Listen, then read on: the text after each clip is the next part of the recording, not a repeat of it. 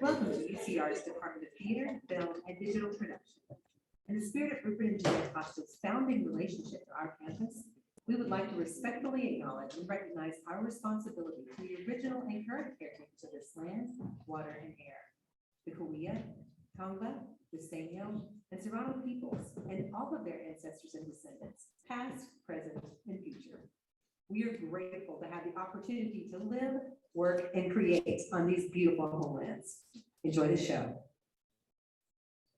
So good evening, everybody, and welcome to Playworks 2022.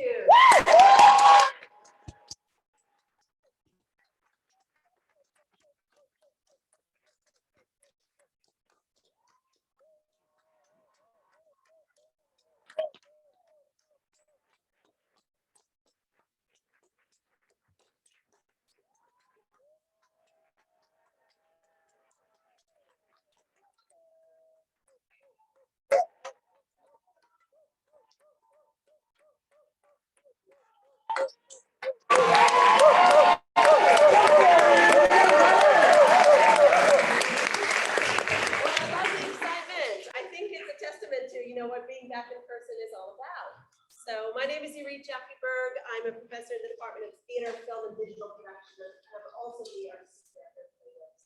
And it really is a pleasure to welcome you to the next day, 2 days of celebration of new plays. We're going to be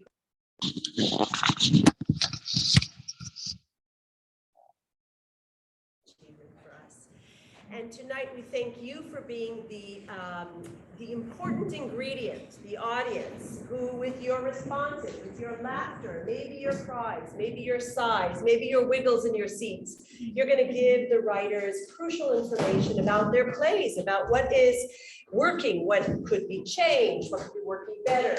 And so I think having you here, having us here, and being live together really celebrates what theater is all about. So I thank you for that.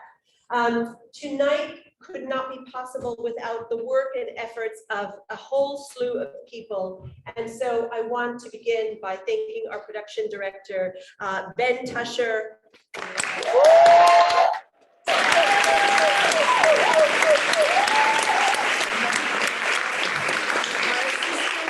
Manager Johnny Macias.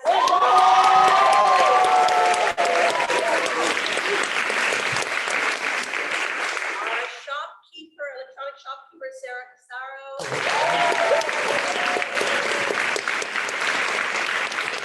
A phenomenal team of students in the production capacity led by McKenna Lindheimer.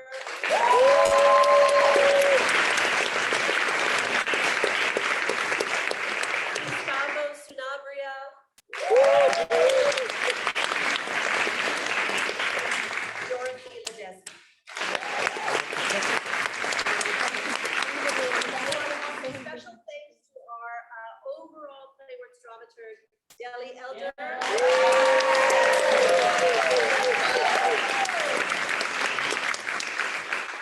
want to acknowledge and thank my supportive faculty, Professor Kirby Hines, our artistic director, Kimberly Guerrero.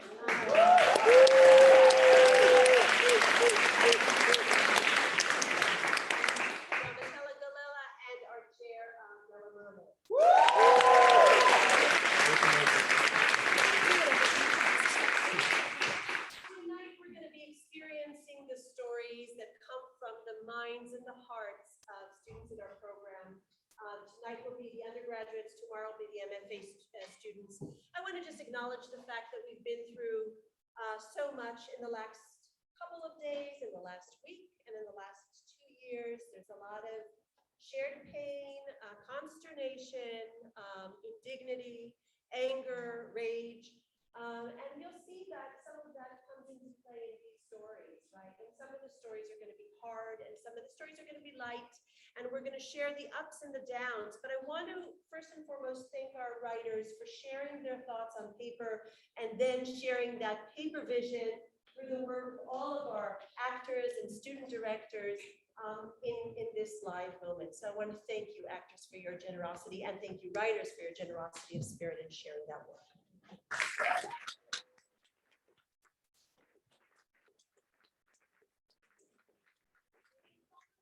Special person to thank. It's a beautiful woman in green standing.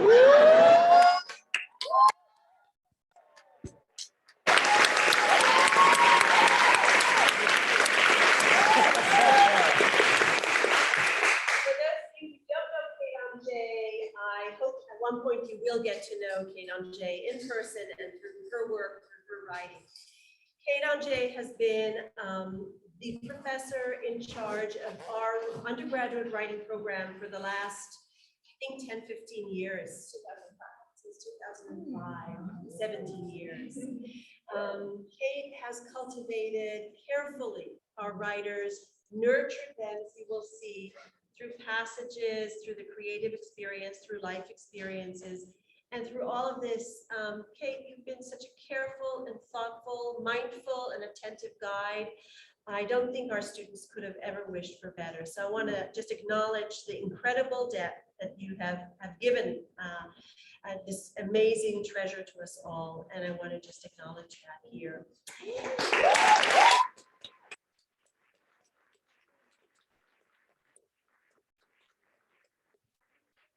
It was announced us that this is her final year with us in that capacity. And so I want to just present you with a book of memories that are written by faculty and students and shared. And in your own time, you will look through that for now.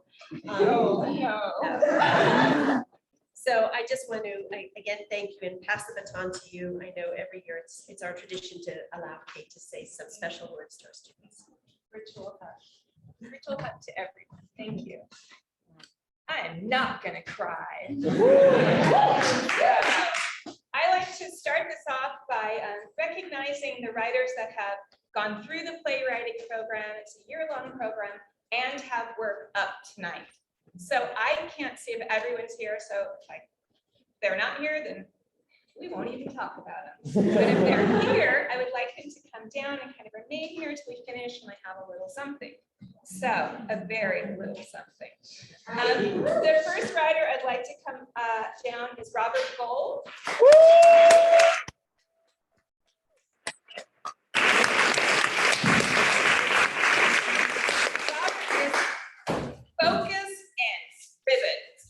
And there is just something wonderful about having a writer and has a really singular voice. Robert is outrageously funny, and I mean outrageous. You'll see a bucket of kidneys tonight. Well, you won't see it, you'll imagine it. And I'm sure at some point, if he keeps going, there will be some minor protests of his work. But if you really look at what he's doing, he's pushing sort of the envelope of comedy, but there's also a real heart behind it. And he's underneath it, it's like that laugh until you cry kind of thing. It's like, what does it mean to be alive in this world? What is our purpose? And I really appreciate the work that he's doing.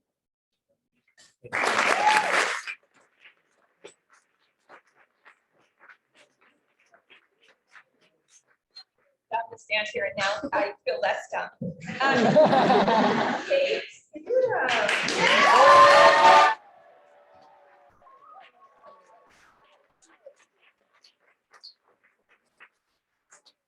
nice things about you. Oh no. So I'm going to sound very smart because I'm going to quote Wordsworth, but this is what I think about when I think about Kate's writing.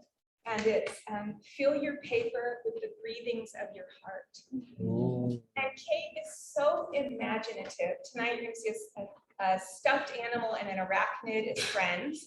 She's working right now on like robot 1950s type housewives. She wrote her one act is about a daughter who cannot let her mother pass away from cancer, but hey, it's inevitable. And so holds onto her psychically till the mother comes back as some kind of non-human creature. And it's just heartbreaking. And I just so appreciate your unique voice in your work.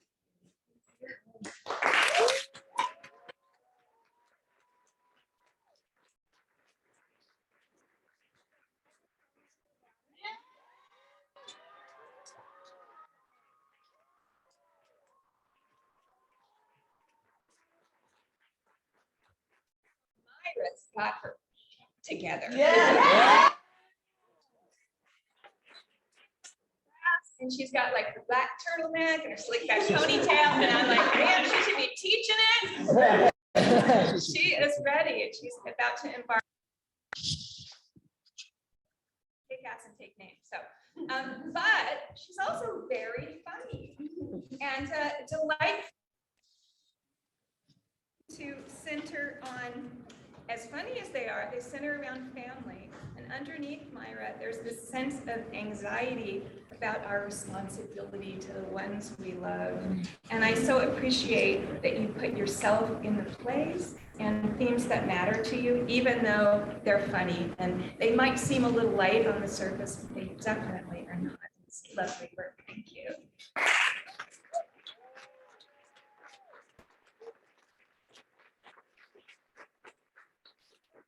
Directors on. Klein, are you here tonight?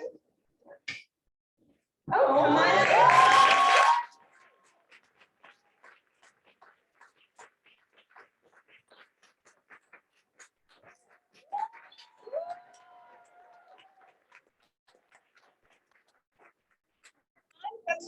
play in here tonight, but she is a wonderful playwright and she has stepped in to direct, which we appreciate.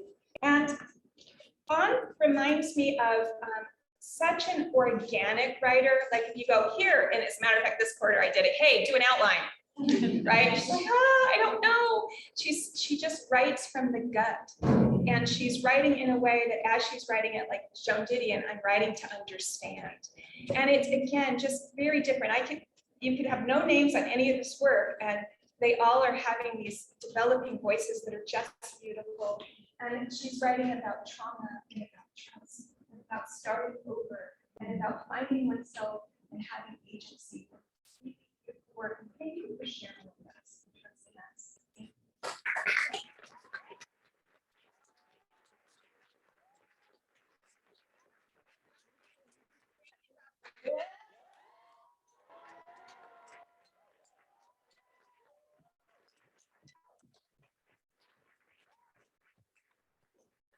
Brandy is back for the second year in Playworks, and you've seen her a lot this year on stage.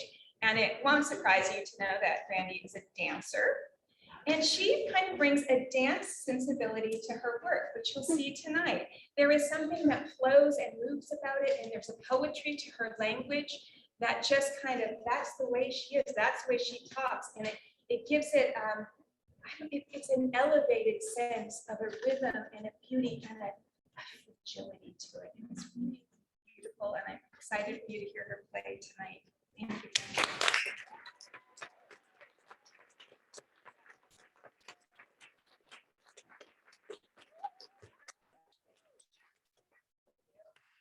They're very special offerings.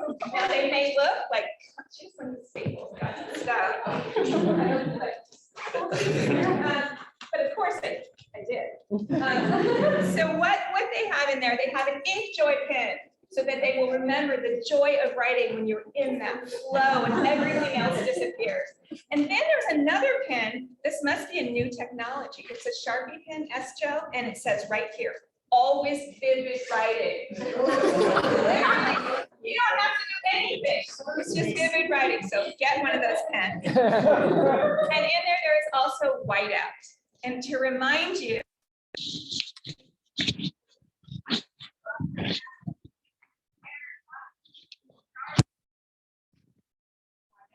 and that applies to your lives beyond this place as well. Sometimes it's talking to like, are you guys feeling anxious? The seniors, of course, are feeling anxious.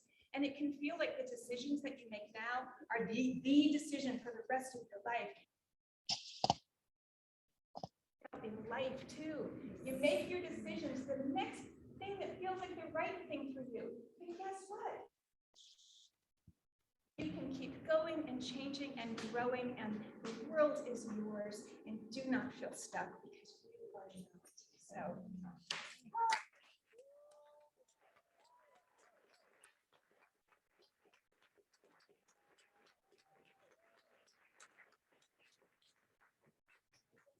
Couple of perfunctory things to say, and those are that we have a 10-minute intermission. I invite you all to stay after the presentation. There will be a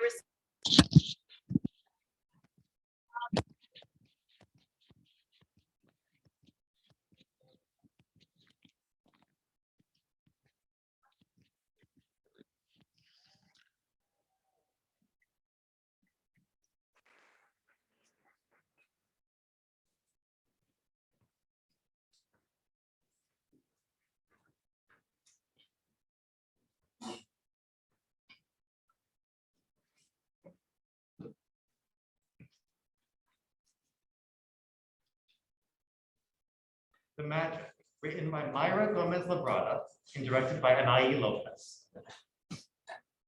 And lastly, here we have the main kitchen area, right next to the best spot in the office, but my office.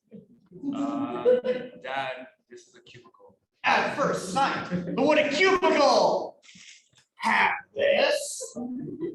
A snack drawer. Hell yeah, and none of that off-brand stuff. I only have the finest assortment of Lil Debbie and mini chip bags. You want one? Sure. Hey, the zebra cake, won't you? Jared, long time no see. I didn't know that you were back. Well, neither did I, but Martha's doing pretty well on her own, so we figured it'd be all right. Hey, what's James doing here? He a new hire? You wish. James here wanted to spend the day with me for a project about working parents. For my social class. Woo! I gotta take this. Can you show him around your cubicle? I mean, your office. Sure, come on, James. Get to the good stuff. Sounds good. Hey, you want another one of my dad's zebra cakes? That's fine. To be honest, he steals them from the main office kitchen. He thinks we don't know, but we know. Nice one, Dad. So this is my cubicle here. You'll find a bunch of miscellaneous office supplies, full paperwork I didn't have to do with like the paternity leave, and plenty of poorly taxed pictures. Big. There's so many. Were all these taken here? I was the only guy with a Polaroid, so I was unofficially designated picture guy for our office get-togethers. Haha. These are great. Hey, is this you? With a cat drawn on your face? Sure, a cat. I love this one. Why with everyone's stockings on their heads? Our Christmas party. Yep, budget cuts were pretty extreme. I won't even tell you how terrible the employee Christmas gifts were. They tried to call the hand sanitizers we give up for free gifts. But hey, look, here's your dad dressed up as Santa. Whoa. Okay, sounds goodbye. Jerry, hey, looks like we got a lot of work to do today. Jerry, can I speak with you outside? Privately. Sure. Can I ask, what in the world are you doing? I was just showing James a few pictures from the Christmas party. Oh, what's wrong? Not the Christmas party, Jerry, you can't do that. James doesn't know about What? James.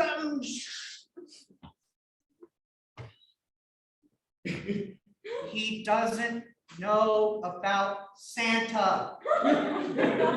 You're shitting me. James doesn't know about Santa? Oh my God! I love him, man. Isn't he like 16? He still writes letters to Santa and makes shortbread cookies for crying out loud. Him and Becca do it every year. Wait, so you're telling me your 16-year-old daughter, your 16-year-old son, and your 8-year-old daughter both have zero clue about Santa? Yes. I'm serious. In our home, we always made a big deal out of Christmas. The big tree, the Christmas movies, the Santa suit. We went the whole 9 yards for James and Becca. And we all needed it after Elma's grandma had passed. I remember Elma had read an article about keeping the magic alive. But I'm sure he's figured it out by now. Just ask him. I'm serious. Even though he's 16, he's still a kid at heart. And I'm still a vegan at heart. Chopping down some shortbreads. Look, you just gotta sit him down and rip it off like a band-aid. Like that. Son, Santa isn't real. It's just me and a big fat Santa. That's terrible. Look, since that Christmas, it's just been one of those special things for us.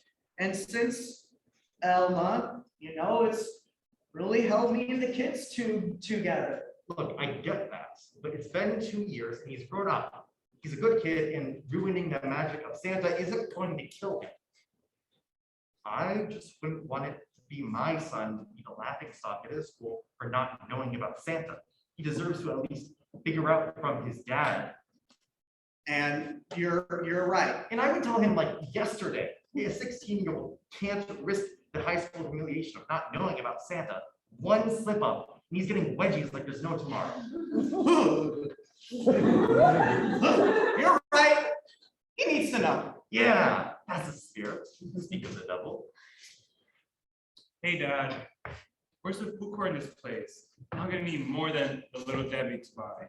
I think it's pizza day. I'll check if it's ready and I'll bring you some. Thanks, Jerry.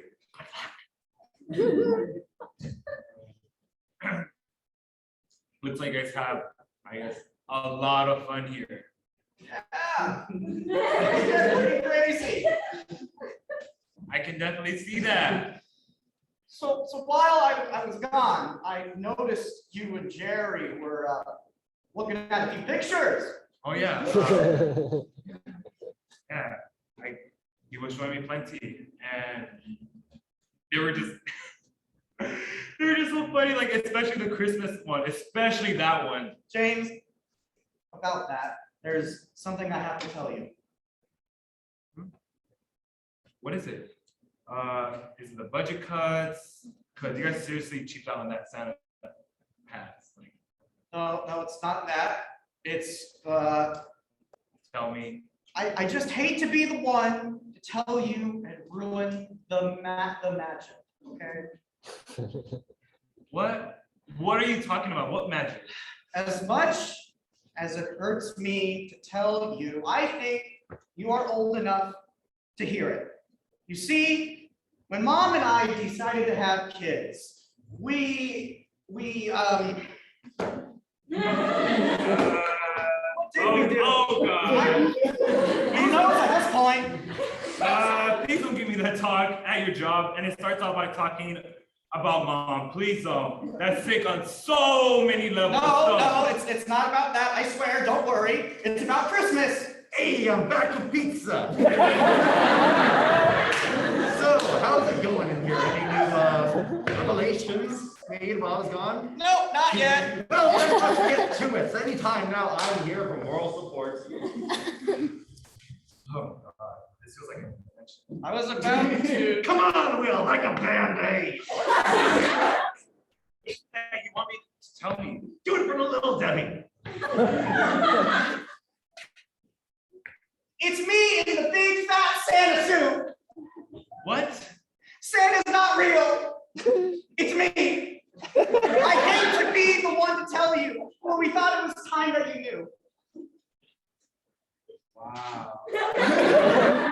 Wait, is this what you wanted to talk about? Santa? You didn't think I knew about Santa. Come on, I'm literally 16. Called it. I thought Jerry accidentally exposed the secret, showing you the pictures of me dressed as Santa Claus. Dad, I've known about you being Santa since I was like, I don't know, 10. And anyone who knows you can see your sideburns from like a mile away. I told you should get them trimmed. Thanks, buddy. But you've really known that long? You've just always acted like you had no clue. Well, yeah, for Bex, she should get to enjoy the Santa experience as a kid as much as I did.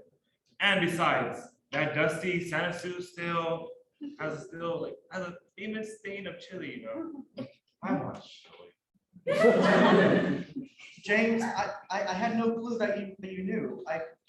I really thought your mom and I were able to preserve the magic.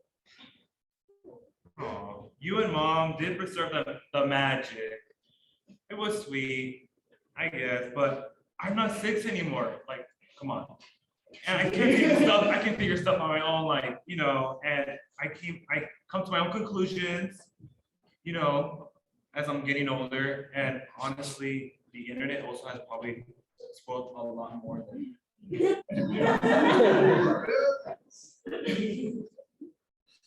I can sense I'm ruining the family moment. I will go down some more pizza and I'll let you guys talk.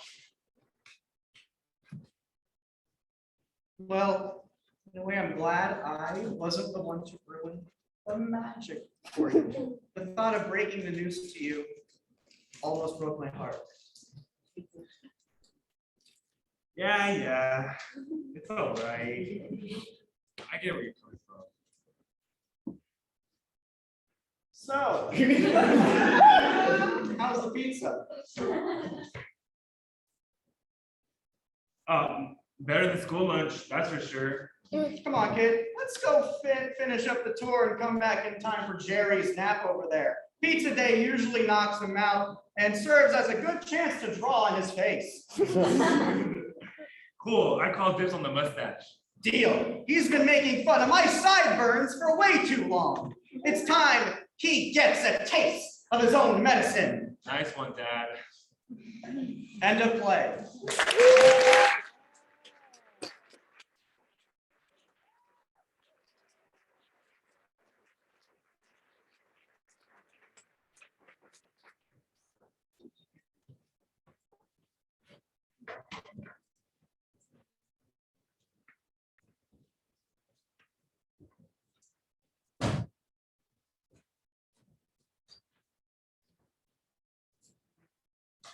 Something sexy by Courtney Cox, directed by Dorsey.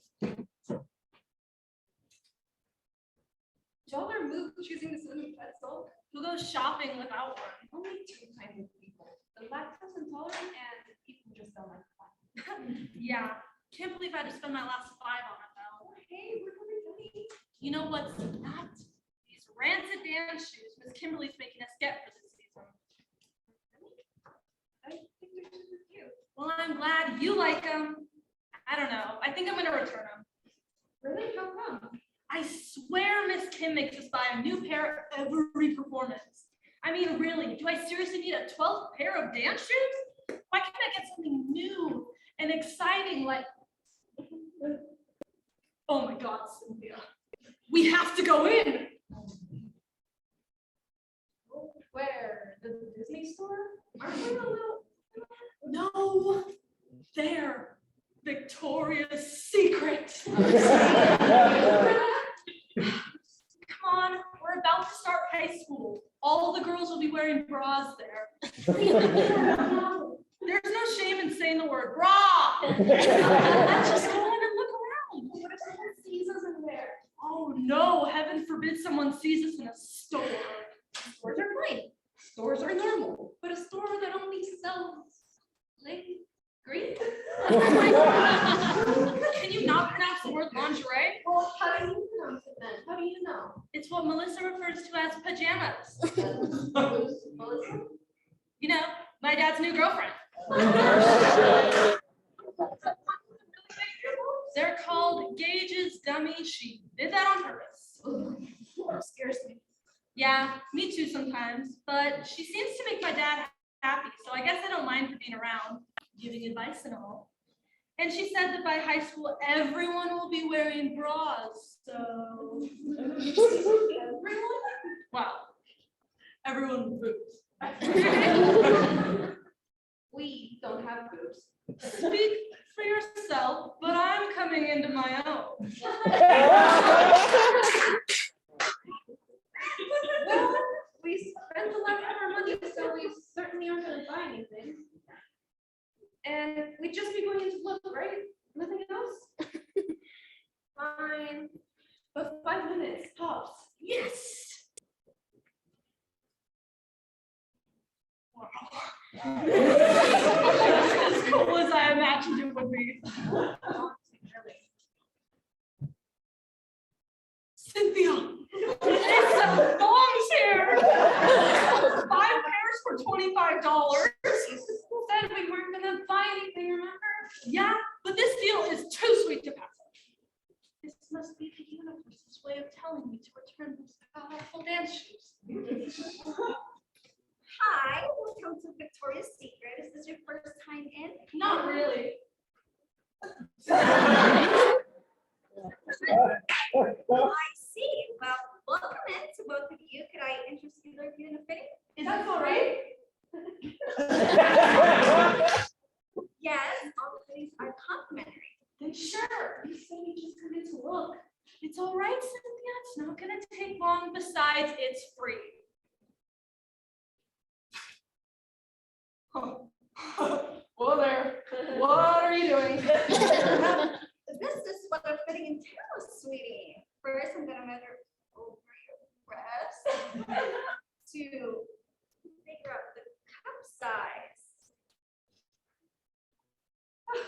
no, thank you. It's not that big of a deal, Cynthia.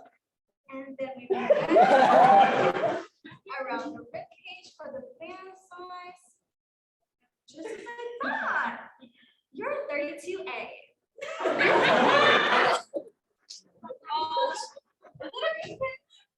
Oh, there are no or bad sizes. You come as you are. Oh, it's my mom. I'm not. Hey, Mom. Yeah, I got the dance shoes. Cute as ever. Okay, no, you don't have to pick us up yet. We're still looking around, window shopping at other stores, you know? Oh, Lacey? She's in the fitting room right now, trying some stuff on. What store? I gotta go, Mom. See you later. Hey, do you know where my friend Lacey went? Yes, she's in the dressing room where I've set her up with some bras to try on. Can I do anything to help you find it perfect? No. That's all right. Can I go back there and see her? Sure, she's in dressing room 3. What's next? Boyfriends? Alcohol? Theft?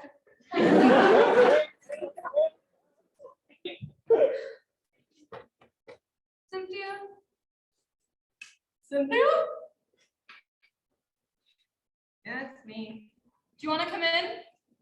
Are you trying stuff on? Yes, and it is so fun. Oh, get into it. Yeah. Oh my God, Lacey, there are other people in the store. So it's a bra store. It's just like trying on shirts or pants or whatever. The same. Literally walking around in underwear. What is your problem? It's not a big deal. It is to me. We are 13. We should be getting lost in the never-ending abyss of Forever 21. Or at an Abercrombie and Fitch, still trying to find a light switch. Trying on sexy, lacy undergarments. First, I'm 14. And second off, we're starting high school. I'm gonna need a bra, okay? How do you expect to afford it? Are you really gonna return the dance shoes? I will absolutely be returning my dance shoes. Sid, I hate to break it to you, but I am so done with dance. What do you mean you're over dance? What I mean is I hate it and I don't want to do it anymore, okay? It's a big waste of time anyways. Are you kidding me? Dance is all you've ever done. We've been going to the same studio since we were 3. We've done every recital, every concert, showcase imaginable. You love dance. Well, I don't fucking care about it anymore. Does word? Yeah, I did. And I'll say it again. Fucky. Hi, sorry to interrupt. I bought you some more options to try on, but how does this one wearing feel? Tight and restricting, like it's suffocating me. Are you sure? Because I think you listened to quite a bit here today. I think the fit looks right, but maybe it's the style. I like this style. It feels very me. How do you even know what that is anymore? I'm gonna leave you to it. Let me know if I can grab anything else for you. I look fat in this. Seriously? That's what you're thinking about it? Well, it's not hard to when my own dad thinks I'm fat. What? Remember last rehearsal when Liz got the ballet solo in our last recital piece? Well, I told my dad, and he said, it's probably because you're just too big to be a ballerina. After that, I started crying. So we sent Melissa to come talk me down or something. I guess she said, fuck him, and that I should go out and get something sexy. Something to make me feel more confident in my own skin. Is that why we came in here? And then I thought maybe you're feeling the same kind of pressure, but man, was I wrong. I'm sorry, I wasn't understanding. I have no idea what was going on in your world. Maybe fill me in on that. Lace, this stuff makes me uncomfortable, but had I known you were feeling this way sooner, maybe I would have loved you out more. Thanks, Sid. Yeah, of course. So Maybe. I'd get it if you did. That was a really shitty thing for your dad to do. Did you just say the S word? I guess I did. Oh, it's my mom again. Is it cool vacations? Hey mom, what's up? Oh, no, we're still shopping. Yeah, we're at Victoria's Secret because I think Lacey and I are thinking about getting our first bras. Really? Oh my god, thank you! Yeah, I'll see you soon. Okay, bye. Holy crap, you told your mom about the bras? What'd she say? She said it's cool and that she'll pay for half the cost of each of ours. Oh my god, no way! Please tell her thank you. On one condition, Which is? that even if you quit dance, even if you only wear thongs, and start drinking alcohol. Your mom said this? No, this is a condition for you. Okay. So, even if you wake up one day and suddenly realize you're infinitely cooler than me, you've got to promise me that we'll stay friends through it all. Yeah, I promise. Now let's go get you a fitting. End of play.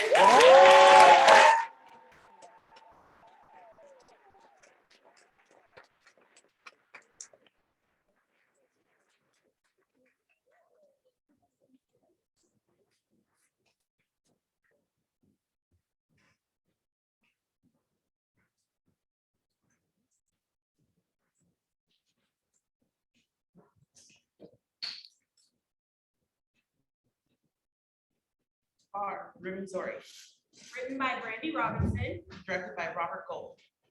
Dive bar in Brooklyn, New York, 2 a.m. Post-war building with photos all over the wall, accompanied by graffiti. Pearl, dressed in vintage showgirl attire, lots of sequins, was wiping down the bar while dancing. Ruwenzori, dressed plainly with her hair pulled back, enters. Auditions were murder today. Where's your hair? The best day I wear my hair natural to auditions, not in general public. I don't even see baby hairs. Never dancing with my hair out again. You couldn't let her out for a few more minutes? Hey, enough. You're bartending? They needed someone to cover. I was here. One needs to be flexible in this city, Ruwenzori. You're obsessed with my hair. How long have you been here? Not all day. I know you must have stood out in the world of modern dance. Other dancers had afros.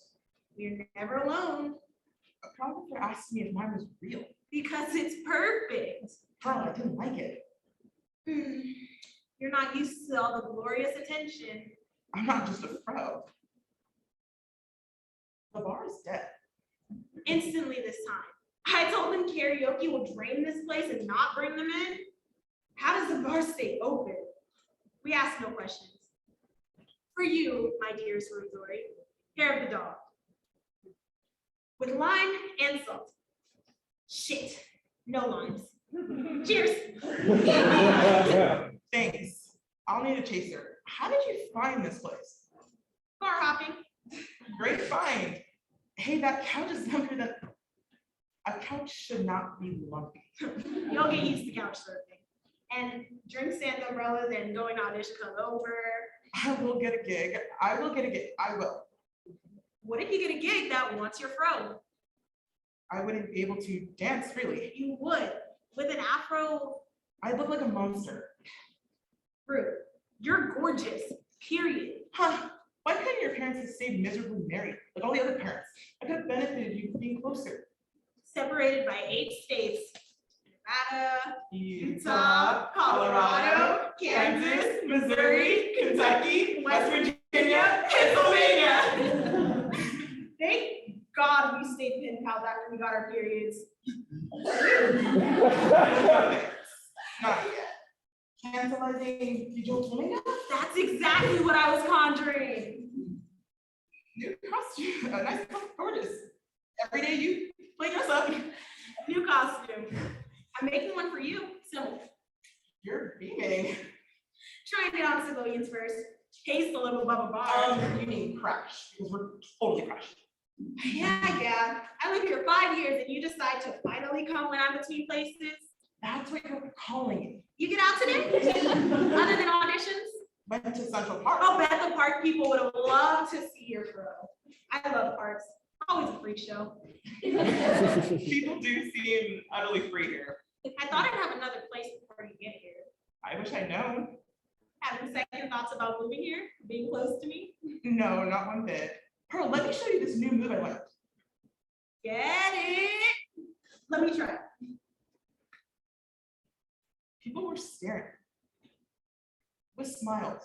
When your hair was out, It was the oddest thing. magic. Back home, people back home, Don't get it. I am so incredibly happy I won the bet. I see that. And I see she's back in her cage. She got me talking hair. Let's talk bodies. Box Club wants me to curate a whole burlesque event. I'm a boss. How grand is that? You deserved it.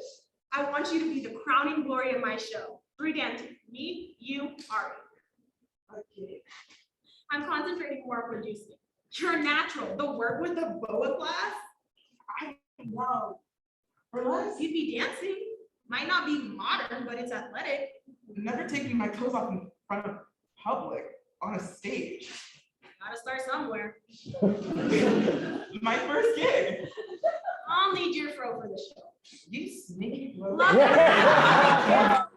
But for the show, real magic. The show won't work without your fro. Your fro is killer. I can't do your show. You're nervous about being naked? I'll make you a huge fan to cover your tits. The naked Nothing crazy. All you have to do is be beautiful. Be you. Not with an afro. I can't be beautiful with an afro. Wait. Let me lock up. There's a lot. So, you don't want to wear your fro because People will stare. Rue, are you uncomfortable with your black girl magic? What is black girl magic and why do I need to display it? Oh my God. All it is being unabashedly joyous. That's all. No dashikis or whatever blanketed statement unless you prefer that. It's joy. Black people being joyful. Hippie long stockings. That was ages The ago. laughter started and it didn't stop. Wounded spirits. Endless. We need joy. Please expand your vocabulary. An afro is not magic. Any hairstyle, braids, straight, wavy, tight curls, big curls, all from an afro.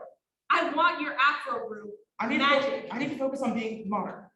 You'll be naked. No one will see your fro. It's not happening. What has been done to you? All these fros running down the city, no one has hair ties. You are beautiful. Your fro is beautiful. Get someone else. The thing is, when you unleash the magic, people will come for you. You had to do it alone. Jeez, no wonder. I mean, we're never fully alone though. We must remember that. You want to capitalize on my black girl magic. I'm asking you to love yourself a bit more, your whole self. You do whatever you like, but at the end of the day, if you can't bear to look at your most natural self without revulsion, there's something there worth investigating. It's another label. It's whatever you want it to be. It's language. The point is, I want you to love yourself. I do. This self-loathing is holding you back from riches. You would know. Tell me. You've always been sure. Have you? It seems like to me, you're hiding too, not cashing in. Not showing all your joy, are you? This is deep. Easy for you to judge when you don't want to bet on yourself. I'm investing in myself. I'm saving a whole lot of money by staying with my ex. You don't have a home, babe. I was Your roommates grew tired of your drunken late night cooking that was burned down the building. Our people love to gossip. It was my birthday. You have been homeless for 3 months. It's difficult to find a place. You could have died. You think I hopped on a plane because I was ready? You were slurring your words at 10 a.m. That never happened. Why do you drink so much? I love having a good time. When will it be too much?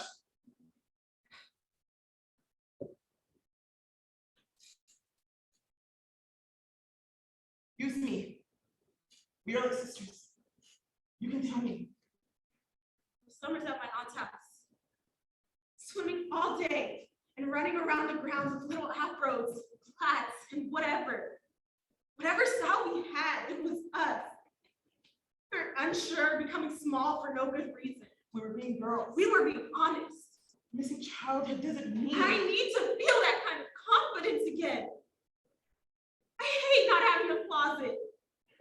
When I got the interview for the show, I was so relieved, and then I thought, shit, can I do it?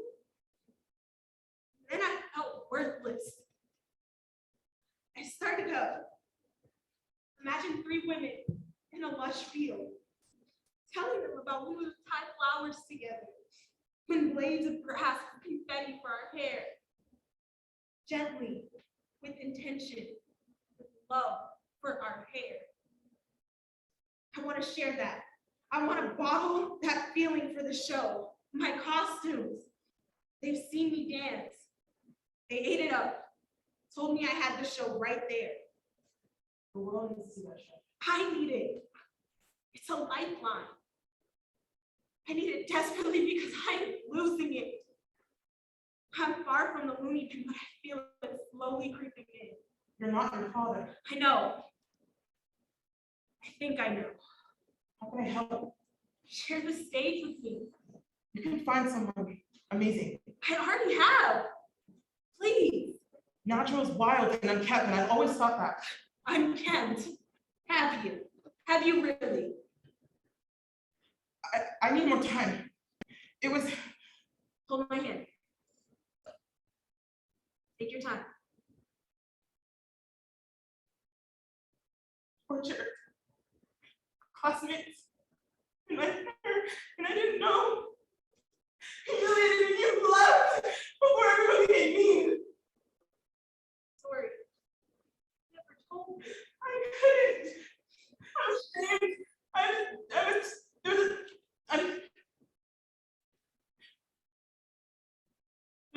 I have shame attached to my hair. And I am ashamed of saying that. Feel now. Awful. Good. You're feeling. So are you. Someone's living up to her name. There's a magnetism. Are you taller? Don't go ancient Africa on me. Tell me about your inspiration. I entered through a huge looking glass. I steal the show. Right. It's over you. You can vision it? I'll teach you. Fade to black.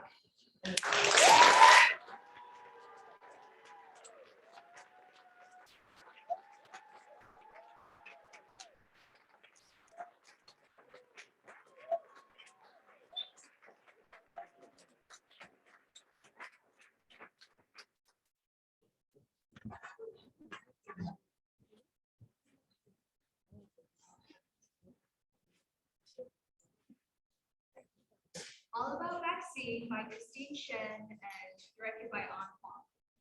Sarah, the mom of new U.S. immigrant. Jessie, the daughter, a liberal college student.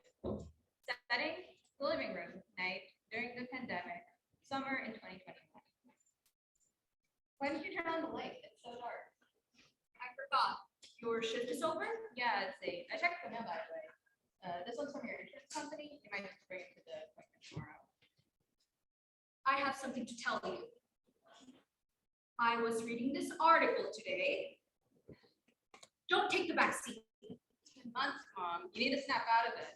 What do you mean? How many times have you had this conversation? I don't want to have anything to do with the conspiracy thing that's going on with you. If you just listen to me. What's there to listen? And you'll know that I don't want you to die. The vaccine won't kill me. You don't know that. People died after getting the shots. Oh, really? I have video proof in my phone. I can show you right now. Oh my God, it's so easy to edit in Photoshop. I thought you would know since you're all about fake news. It's real. Besides, a lot of people won't die immediately. The poison will pass down. It will go to their kids, to the next generation. Where did you get this information? Online. It's everywhere. They make up things online on a daily basis. How could you trust the internet? How could you trust the media, the government? Look, have you heard of the case in Texas? What case? A girl in Texas 18 years old, a college freshman, even younger than you, got the vaccine. It gave a blood clot, something called TTS. You don't see this on the breaking news, do you? Because the mainstream media doesn't want you to know that. It's a rare case. It only happens to 1 or 2 people in a million. 6 people, Jesse. 6 people have died. How do you know you would be the lucky one? The blood clots will travel to your lungs. You wouldn't be able to breathe. Do you want to end up like that? No. You refuse to see it. Most of the data out there is fictional. The pandemic right now is not that bad. The media keeps feeding people lies. Okay, but what about you? You're older and you're sick. You even have a follow-up at the clinic tomorrow. I'm not that sick. I'm just pre-diabetes. What if you get COVID? Diabetes increases the risk of getting it. You refuse to see that COVID's the real killer here. But the vaccine is not the only option. Look.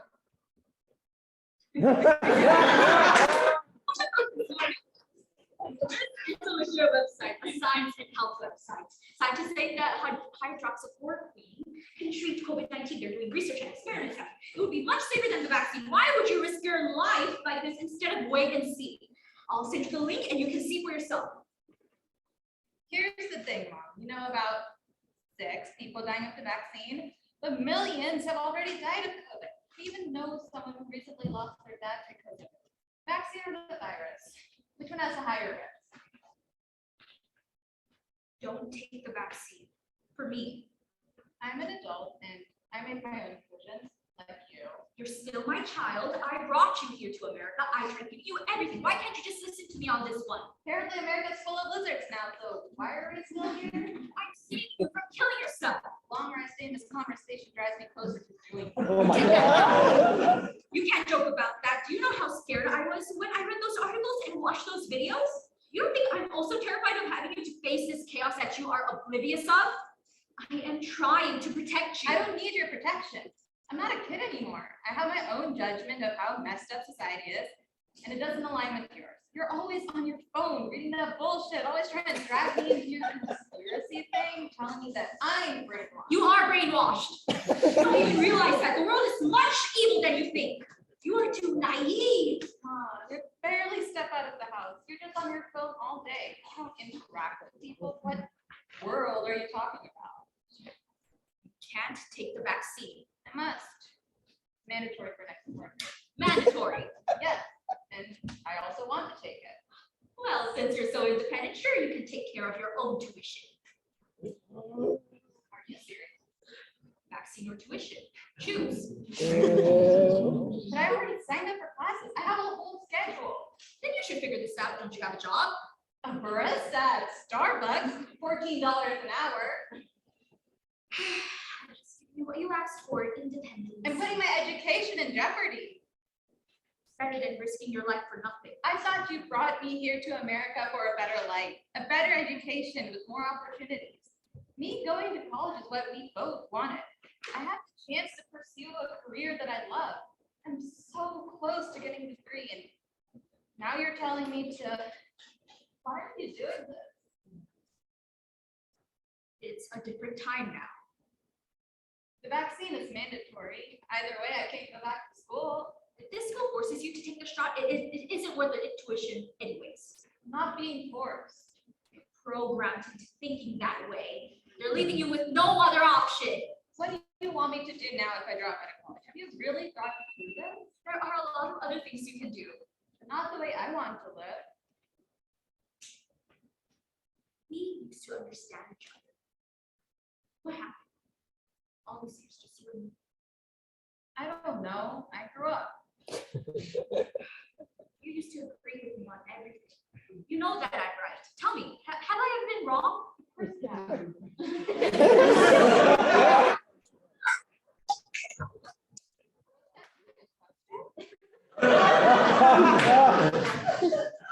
I didn't.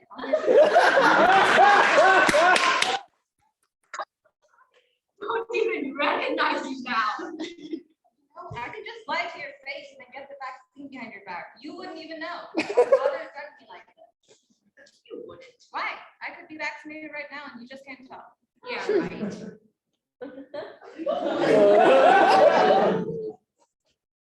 No. Yes, Did you already take the vaccine? yes. Why didn't you tell me then? Why are you telling me now? Because I used to give a fuck and now I don't. Oh, this way. Why would you hurt me like this? Like what? Getting the vaccine or telling you the truth? Both. It's my body. It's also my position and consequences. Please don't make me question my own judgment and reason. It should be none of your business. We see the world very differently, and honestly, that's okay. I'm not forcing you to take the vaccine knowing that it would be good for your health condition. Maybe you should do the same for me. If you accept that this is the mindset, the path you choose, then you need to face the fact that And just watch you stepping into danger? A mother watching her daughter. I'll let you know if I'm dying. Don't say that! How can you be so cruel? You are breaking my heart. This is never about you. Remember, my house in the state of Montana. I was working in Oakland. You called me crying about how your home state family was mean to you. So I came down in Montana and rented a house just for the both of us. It was hard. But I thought maybe this is it. It's just me and my little girl together against the world. I'm sorry, but I'm not that little girl anymore. I know now.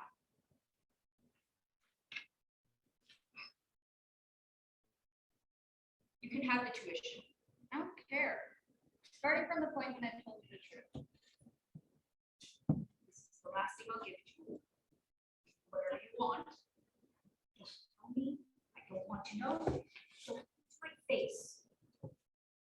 You're on your own. Okay. You still have your doctor appointment at 10 tomorrow morning. Don't forget the documents. End of play.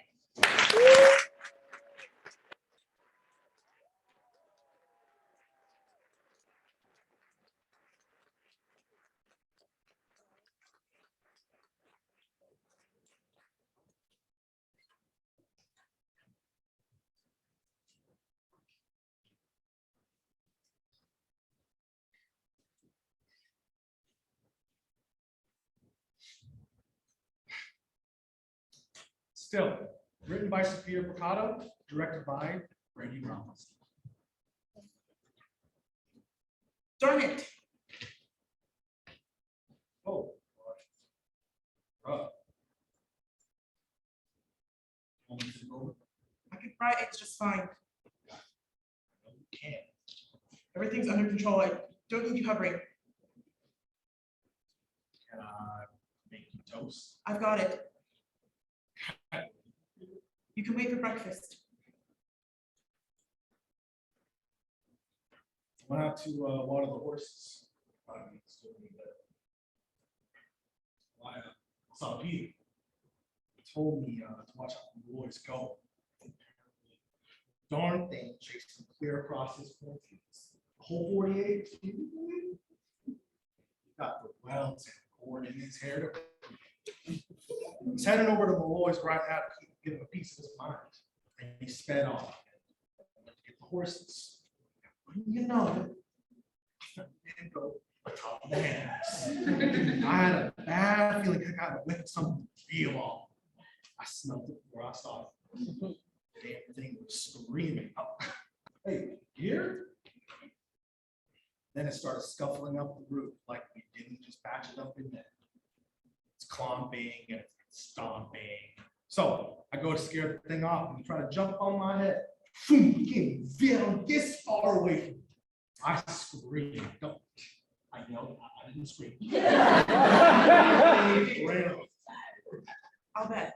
I couldn't just stand there and let it go on messing up all that hard work we put into it. Remember how hard it was? He's never been like that.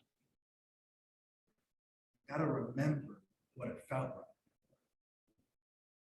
You should have seen it. Go. You'd have laughed and laughed. Probably would have cheered him on too. He'd never let me hear the end. It doesn't keep better eye on that little terror. Always looking for a rude way. Gosh, come get that damn goat. How do you think you react to one student? I know. You know that. But he would know this. He doesn't even know the difference between blackberries and mulberries. Right. Doesn't know. Wasn't there an incident with the Brooks?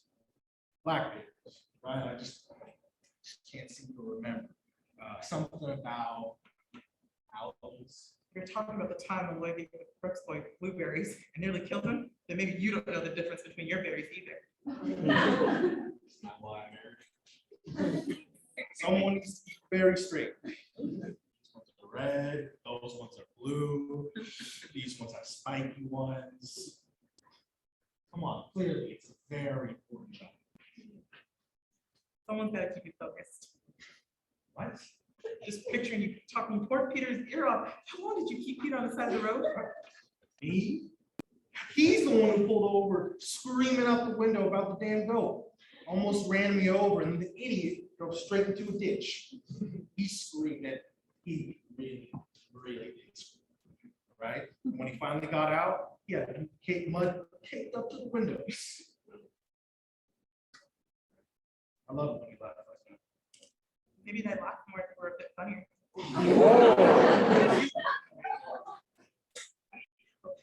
Darn it! The yolk popped. Yes, I don't think we should. It's just eggs. Oh, sit. Watch your tone, handsome. I'll do that damn well, please. Always stubborn since the day I met you. This world's ass. I've always been so hard to talk to. Wouldn't even give me the time of day. You weren't the nicest boy in town. Oh, I was. Chasing me from the town to the river was not nice. Worms. You grew up on a farm, Abs. How was I supposed to know you're afraid of worms? I'm not afraid of worms. I'm not. I just, they squiggle. I just don't like it. Those worms would be very. Those worms are what got punched in the face. I leave them in my hair. What are you thinking? How to get you to talk to you? I talk to you. No, you don't. We talk a lot. No. No. Worms roost in my hair and it touched my ear. Ew. Oh, look, you broke my nose. And you deserved it. I made up word with peaches. These are Hutton's peaches. My peaches. I got chased by dogs for those peaches. It really broke my damn leg on that fence for those peaches. I had to wear new jeans and patch them up for a year and a half. You were wild. Just 1.5 years. It wasn't even peach season. It's just fine with me. Sometimes it's just the time.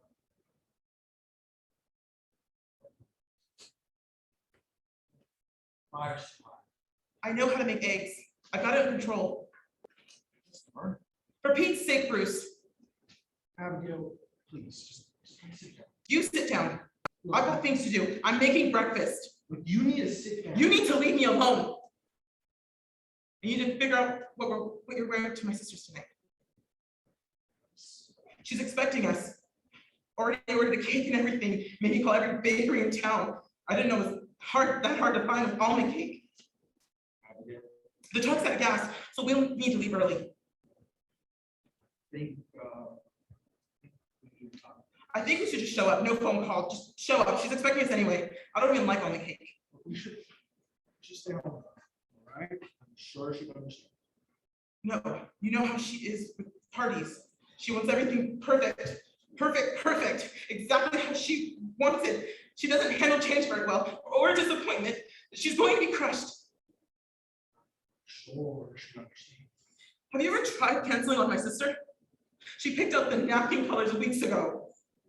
I told her let's do something small. She invited the whole town and the next 3 over. It's bear themed. Ugh, I said it was too early. I said we should wait. I could Tell them what? After reason. They've got a cake and streamers and little bear napkins, all kinds of confetti. You should wear your green shirt. Not only your sister. Fine, don't. I can use a minute without you. Oh, what's that supposed to be? Why are you in the kitchen when I'm trying to cook? Don't you need to collect the eggs? We're low. You're just standing there, breathing over my shoulder, watching me. What do you want me to do? There's nothing you can't do. Nothing, it's done. We just have to move on. There are parties and obligations and bills to plow and cook, missing up hen houses and cakes, and most importantly, there's breakfast. So please just sit down and let me make the morning eggs like I have made them for you every morning for the last 7 years, and let me do this one thing. I can do this. It's just eggs. I've got You've been burning eggs all morning. Just shut up, shut up. This is the whole time I've been worried. It's me, it's my fault, something I did. Right? Everyone's going to think it's my fault. The whole town, everyone at my sister's house. My mother, they're all going to blame me, and maybe it's you. You don't need. Yes, I do. You've been pushing and nagging me about ironing, Kelsey. Hovering right over the whole time. I haven't been able to breathe in months, and you're always there. You're driving me up the wall. You did this to us. You did this to me. You're the reason there isn't going to be a party. You're the reason why there isn't. Son of a. Let me see. Bruce.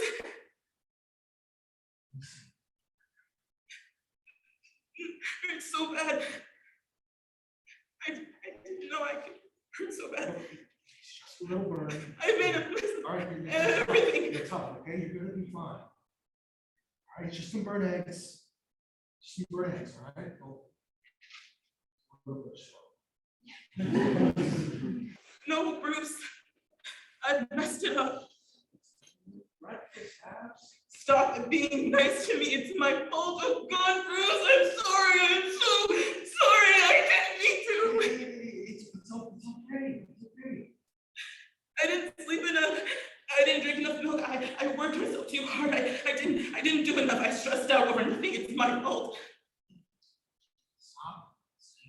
All right? It's no one's fault. These things happen. All right, but you're okay. We're gonna be okay. I wanted this for us. I didn't know I wanted this so much, but I knew you wanted it more. I just want you to be happy. I don't know, maybe. I did this. I could make an omelet. Scramble. What else? Oatmeal, pancakes, toast, strawberry jam. It's going to kill me. It's just a little burn. All right, let's get me some ice. Look, I'll do all the chores. I'll take care of the animals and the feeds. Call Malloy, call your sister. I'll even repeat the room. No, don't, please. Okay. I promise I won't. All right? Door closed. When you're ready. When you're ready. Recess. I don't want to burn anything else. And the world, it's still going. No. No, it's not. In this way.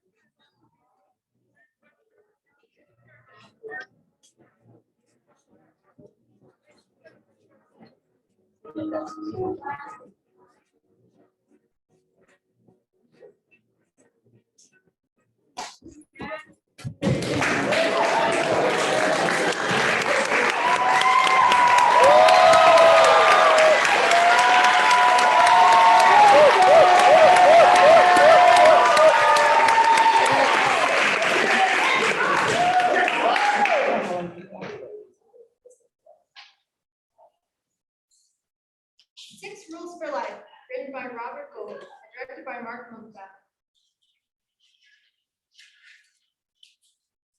Thy kingdom come, Thy will be done on earth. As it is in heaven, give us this day our bi-weekly paychecks, And forgive us our trespasses.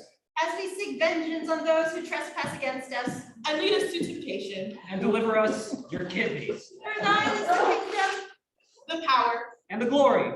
forever and ever. our Father, Who shops at 7-Eleven. hallowed be thy name.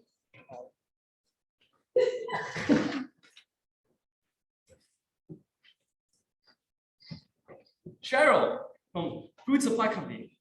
How are you? Please. Howard, thank you so much. Rule number 1, work harder, change my life. I mean, I would die for you.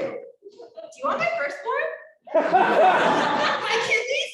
How about both my kidneys? Please. Just put the kidney in the bucket with the others. Tom, I'm counting. Good to see you, buddy. Dear leader, thank you. Thank you so much. Rule number 2, sleep less, change my life. 9 hours a night, and I'm so much more productive. Please, I owe you everything, dear leader. Take my house. My Tesla. I am yours, dear leader.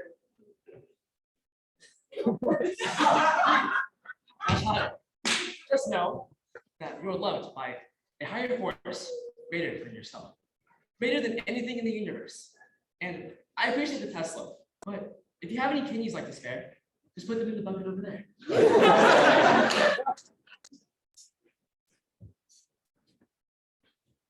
You've had your sip of advertising. Good morning, my child. Howard, 6 rules of life has changed me forever. And especially rule number 3, follow the rules. Alex, you. I used to drive to work every morning in the carpooling. Hello! Never got caught. Now I take my goldfish in the passenger seat with me. And let me tell you, all that guilt I was feeling, gone forever. Sleeping like a baby. And having Swim Shady and Leonardo da Vinci at work with me on my desk. Everything! Amazing! Total muses, both of them. I was working 6 weeks on the Verizon campaign and I just couldn't crack the nut. For real! And Leonardo, he's just a whiz kid. I kid, you know. I think he's from a good family, probably Jewish. Adam, from our house. Do I blind look? Dude.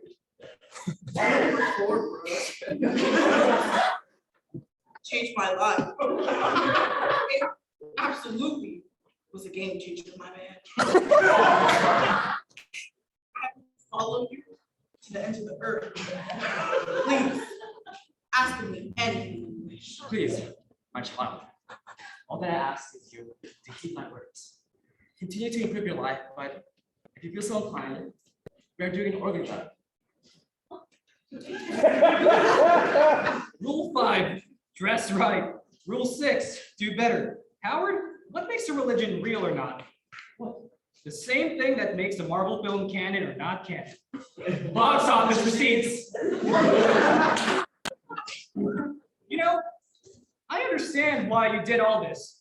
Fuck this bureaucratic nightmare. It's time for us to get out of that rat race. You know, we've been here for 8 years, and I still don't really know what we do here.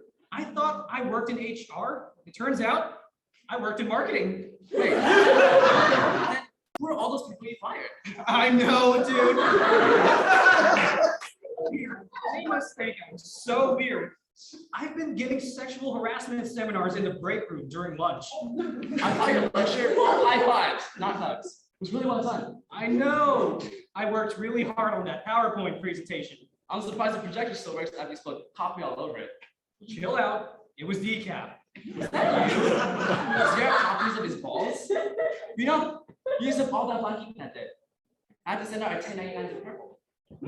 Listen, I know I'm not usually one to say this, but enough about my balls. What about this cult thing?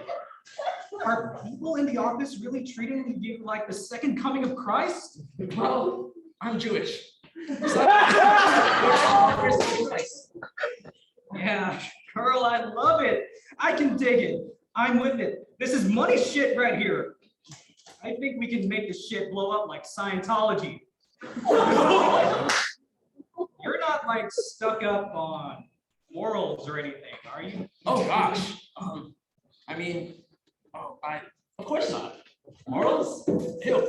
Gross. Hey guys, can I get my kidney back? I've got my catheter. Bro! Cheryl, we are not giving you your kidney back. Cleopatra and Martin Luther King need to eat. Cheryl! Chad, you don't understand. Cleopatra's a Scorpio. Last night she tore up my dream catcher and drank my entire avocado boba. She's a monster! The Church of the Howard appreciates your donation. Hey Howard, can I borrow my Tesla for an hour? Of course, Tom. Take it for as long as you need. Tom, you're not taking the Tesla. I just gotta pick up my kids from school. Can I please get my kidney? My starving cats are gonna die. Cheryl, nobody cares about your dead cat. They're not dead!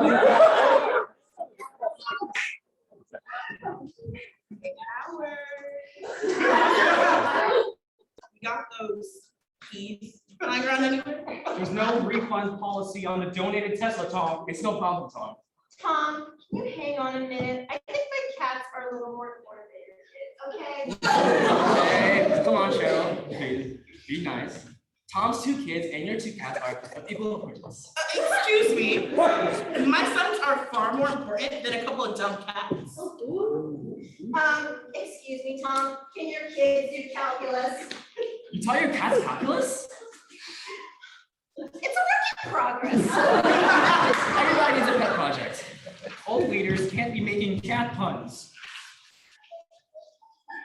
I found your keys, Tom. Thanks, Howard. No Tesla, Tom. About an hour ago, it was my car. In an hour from now, my cats will be dead. Cheryl, we don't get off till 5. In 2 hours from now, my cats will be dead. Chad, give Cheryl the organ bucket. Hey, what am I, chopped liver? I think they keep the chopped livers in a separate bucket. Sorry, Tom. Yes, give the Tesla back to you, Chad. You're throwing away world domination, Howard. We sell enough kidneys, we can buy 10 compounds. Every one of them housing soldiers living in sanctuaries dedicated to your godhood. You'll be David Koresh, Jim Jones, Charles Manson. Fuck the middle class morality. Chad. Don't spell the middle class morality just because you think it's some Sunday school parent bullshit. Jim Jones? Charles Manson? What are you talking about? Ethics matter, Chad. The way we got to where we're going, it matters. Don't sell your soul on the way to success. Because once you reach the top of the mountain, you'll be an empty shell of your former self. Believe me, Chad, my book can actually help people. Howard, this is capitalism. And this religion is a money-making opportunity. But we can't make any fucking money if you keep giving away and refunding everything we get willy-nilly. But what are we exactly doing, Chad? Think about it. Just for 1 second. Think about it. Is it all just for personal gain? I mean, you don't think I imagine myself on a private island doing a pop cocaine with my pet armadillo Demetrius? Of course I do. I'm only human. But I'm in this genuinely trying to change people's lives for the better. Compounds are for cults, man. We're trying to be a legit religion. Spare me the sermon, Gandhi. You think Mother Teresa didn't line her own pockets? You have the wrong idea of human nature. Then let me be wrong. Let me be wrong. I'm not showing up half cocked here, Chad. I have a plan. My church is gonna be like a charity. We'll be doing drug treatments on Mondays, AA meetings on Tuesdays, Wednesdays meditation, Thursdays graffiti removal, Fridays and Saturdays we'll have housing for the homeless, and we'll be getting the homeless people enrolled in classes. And on Sunday, we'll rest. And maybe take a Zoom class or something. You see? Chad, we can really make a difference. Hot yoga for the homeless.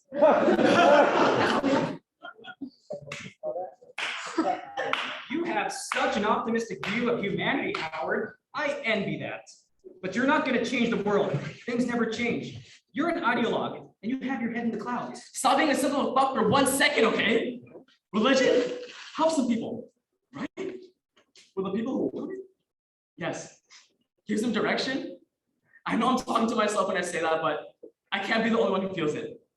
I'm scared too, man, because deep down, I know I'm a selfish person and I can make it all about me. But other people, we're always helping, right? We can change the world in the right way, right? Maybe even if you only ending up reaching like 12 people, that's not nothing. Our guidance counselor, Mr. Feinstein, remember him? When I was failing 3 classes senior year, he said, "You ain't gonna be nothing." I have so much to prove to the world, you know. After Jeannie, I would have killed myself, man. I would. But there was you at my doorstep with menthols, micheladas, and that Back to the Future box set. I'd be even dead right now if it wasn't for you. At the door, then, there, when I needed you. It's always been you. Don't you get that? I'm not me without you. It's been us, man. It's always been us. What I'm trying to say, Chad, is that yes, let's sell organs on the black market, but let's just be ethical about it.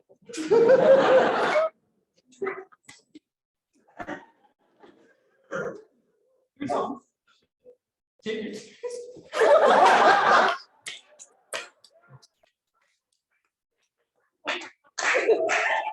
Here's Cheryl. Here's your organ bucket. Find your kid. The end.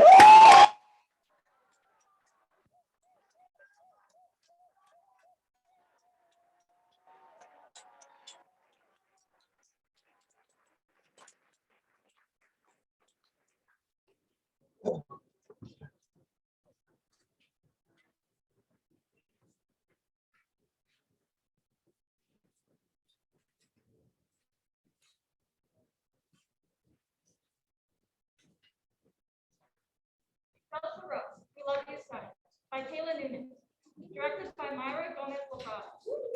Context warning. This play contains anti-Semitic language. Delta Rho, We Love You So approaches anti-Semitism in a critical yet comical manner. All right, ladies, we have to get this plant selections meeting started now. The day is tomorrow and there's no time to waste in choosing your newest Delta Rho pledges. Getting here. But first, let's go through our Delta roll call. Madam President Stacy. Sister Tiffany. Delta Rho, I love you so. Sister Bianca. Delta, I love you so. Sister London. Here.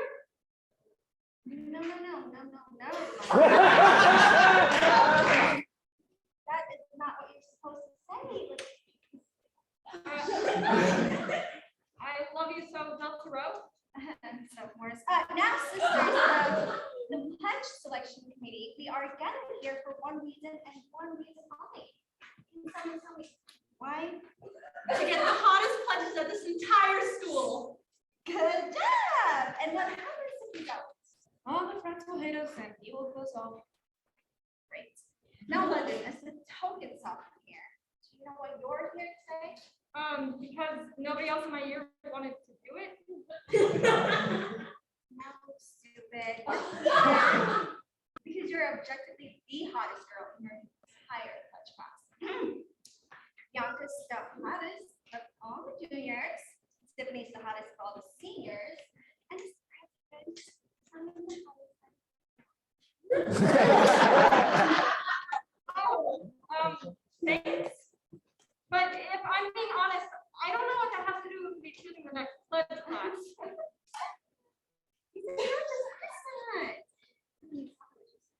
Because only the hottest current members are capable of selecting the hottest pledges.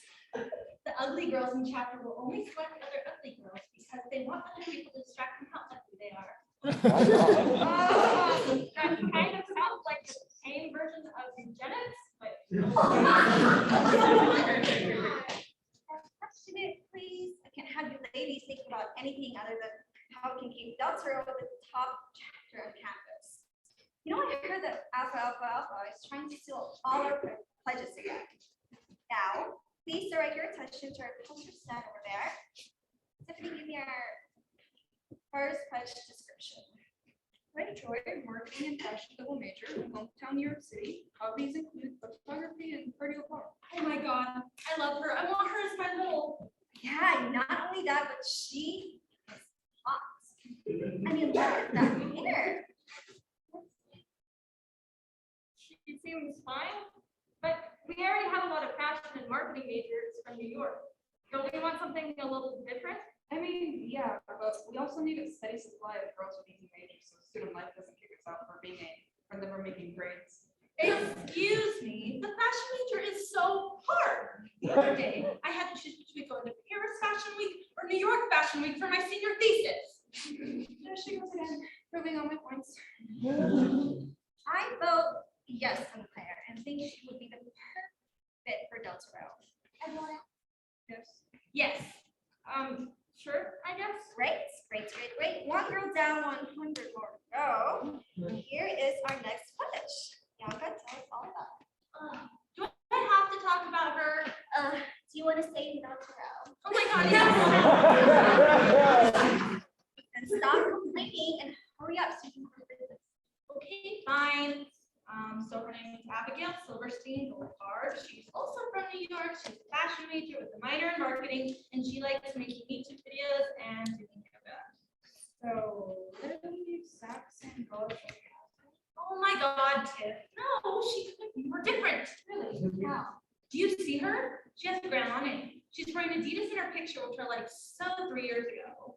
And worst of all, her nose is like way too big. Hey, that was so anti-Semitic I could teach an entire religious studies class on that statement.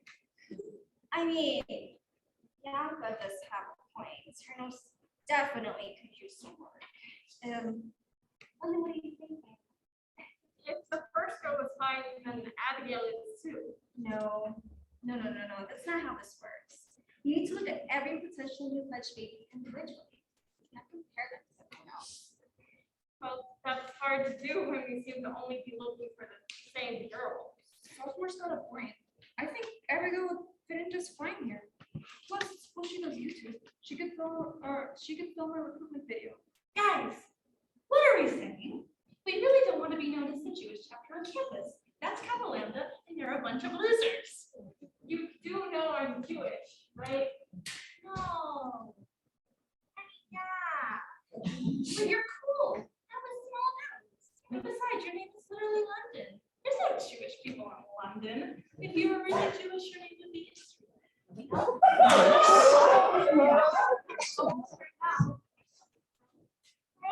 Whole Jewish diaspora and no point getting into this with you.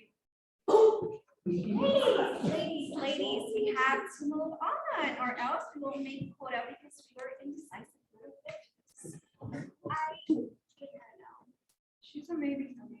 A definite no. She's a yes for sure. Well, two of us said no, so therefore she's a no. Oh my goodness. All right, on to the next. Ooh, I'll tell you about this girl. Her name is Sabrina Darlington, and she's a political science major from Texas. I'm not talking gross hillbilly Texas. I'm talking classy Highland Park, Texas. She's super TikTok famous, and her dad is. Wait, you said her last name was Darlington? I'm pretty sure her dad lobbied for the strictest anti-vaccine legislation in the country. I mean, yeah, but why can't we put politics aside and just consider that she has a good friend? Well, he's famous for prosecuting parents who vaccinate their children, so no, not really. Okay, sophomore does have a point. Sooner or later, someone's gonna find out, and then everyone will have a protest, and then we'll have to release a statement, and then we'll get put on probation for like 2 months. It'll be a shit show. Oh, that would be so embarrassing. Yeah, but her dad probably has enough money to pay off any protesters. I'd say she's still a yes. You have a point, I guess. So yes for me. Me too. There's no point in me saying no, so I guess it's yes. All right, moving on. London, your turn. Tell me about this girl. Oh my God, I would love to. Her name is Vanessa Holly, and she is the coolest girl I've ever met. She's from Nebraska, and she's a biochemistry major. She has a whole nonprofit organization for researching ovarian cancer because both her mother and grandma had it, and she wants to help other women break that generational curse. Hello? Are you gonna say anything? Sorry, you lost me a biochemistry major. You lost me at Nebraska.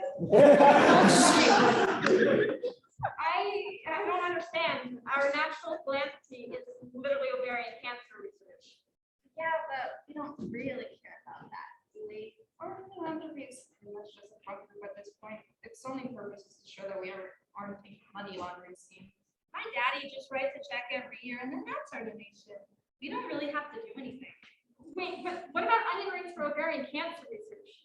Didn't we make $10,000 doing that? Yeah. So, Vanessa is a definite no. She'll inevitably be way too busy to be a Delta Rail and would be one of those annoying people who puts school first or whatever. We still have 97 pledges to get through. Everyone with me? Yeah, she's doing way too much. Agreed. Okay, moving on. No! Excuse me. We are not going to say no to this girl without there being some discussion first. Did you just tell Madam President what to do? Okay, I love fighting the power and shit, but what kind of discussion might there be? I know this chapter better than you ever will, so I know that Vanessa is an automatic now. End of story. Now stop making this process slower than it already has, and let me move on. No, I can't let you do that. I joined Delta Row because I thought it was a place where I'd be loved and appreciated and be able to make a difference. But now I just feel like shit. Do we hear ourselves right now? We are actively ruining these girls' lives. I didn't even want to be in this at the end of this. You were just going to kick me out of the chapter if I didn't. Shut the fuck up. I won't shut the fuck up.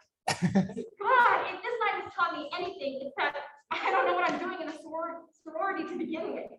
You say I'm hot and all, but that doesn't actually matter. Do you know what does matter? The fact that we don't even support our own philanthropy. The fact that we're all so complicit in this awful wedding process. The fact that Bianca is a fucking Nazi. You know what? This whole entire plot is diet Nazism.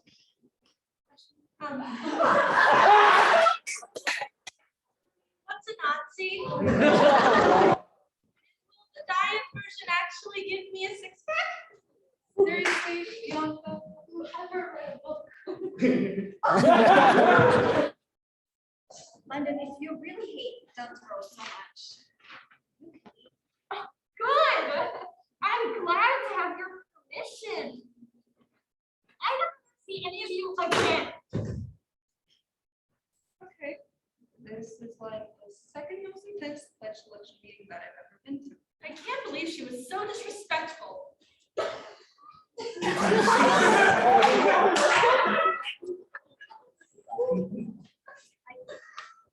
can't believe that she has a point. But, I mean, think about it. She's right. If we were to be going for recruitment again, and the older girls in Dunsboro were to look at us the way we're looking at girls now, would any of us be in Dunsboro? God, I wouldn't be. Neither would I. Exactly.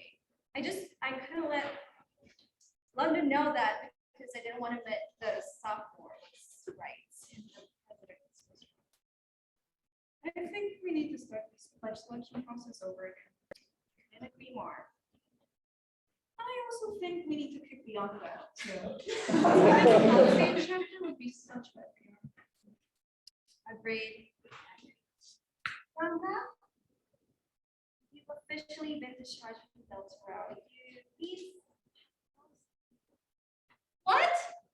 But Dunsboro was my whole life, and I still don't know what a Nazi is. Well, now you have enough time to learn. I'll give you a hint. Google will be done. Oh my God, I love her. I got to tell everyone that we have something in common.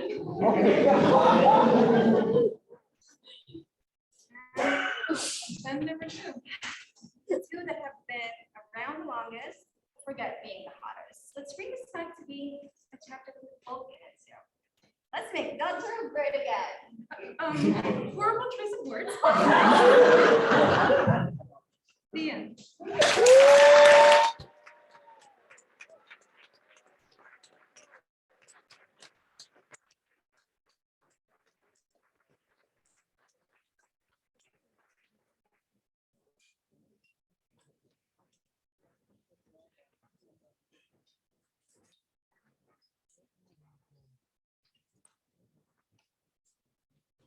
I Don't Fight, by Shala Iman Hamza. Directed by Brendan Kennedy. I am Jen, a phlebotomist. Content warning. This play deals with themes of violence. I am Violet, a 16-year-old blood donor. And this is a blood drive. All right, Violet. Whoa there, kid. Relax. I don't bite. Looks like we're about to wrap up. Good thing, too. It's almost 5. You usually don't come to your appointments this late, kid. What's up? I was looking for you. Looking for me? Why? Hang on. Let me get this needle out of your arm. Big fist for me, okay? I need to wrap this. You know, I've been seeing things lately. What kinds of things? Leave it on for 30 minutes, okay? I don't need you bleeding out everywhere. I got you on video. Look at you, drinking blood in the back. What the actual hell, dude? Nice! What kind of video software did you use for that, kid? Cut the crap. I know what I saw. You kids and your little TikToks. Oh, that's the TikTok. It's you drinking blood out of the bag like it's fucking juice box. That's insane. Listen to yourself. I researched and tried to find your name in articles. I thought maybe he's a serial killer. A serial killer. Really? Maybe part of some cult. Animal sacrifice didn't cut it for you, so use the easiest way to get human blood. I mean, you're a fucking phlebotomist for God's sake. Blood is right there. So say I was any of these things. Why aren't you screaming, crying, running for the hills? According to you, I could kill you then, right? A man threatening to murder me is something I deal with on a day-to-day basis. You don't scare me. Doesn't explain it though. Why not go to the cops? Do not get any closer to me. I want something. something from me. What could I possibly have to give you? You're a vampire. Do I really have to fill in the blanks for you there? I want to be like. What? I want to be a vampire. What the hell, kid? You strut in here to donate blood. Get me alone. All because you want me to make you a vampire? Imagine if Twilight vampires had to deal with social media that reached across the globe. You want your identity to remain a secret? You'll give me what I want. This is ridiculous. You have 10 seconds until it's uploaded. They aren't going to believe you. I've heard that before. 3 seconds. 98% uploaded. All right. Stop the upload. So this proves it. You are a vampire. You have no proof to go off of other than that video. Not exactly. I won't show you my whole hand at once. But given how nervous you look, my guess is you don't want your cover level. This feels cruel. You know what's cruel? You drinking blood from people who are donating for a good cause. If I didn't work at a blood bank, where do you suggest I get my blood from? I'm upholding ethics in my own way. I guess. But you admit you are a vampire. Why do you want to become a vampire? I want to be strong. Ever heard of the gym?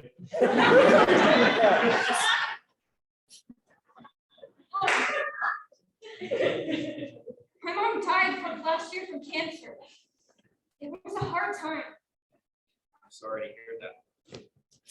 She left me with my stepdad. He's taken her house and everything that she left me after she died. I'm not safe from him. He's abusive and a raging alcoholic. Why can't you just report it? It's more complicated than that. I'm still a minor. I report him and have everything taken from me. And I'm stuck in the system for 2 years. I don't think it will solve me getting back. So naturally, because of that, you want to become a vampire. I want to be safe. How is becoming a vampire going to...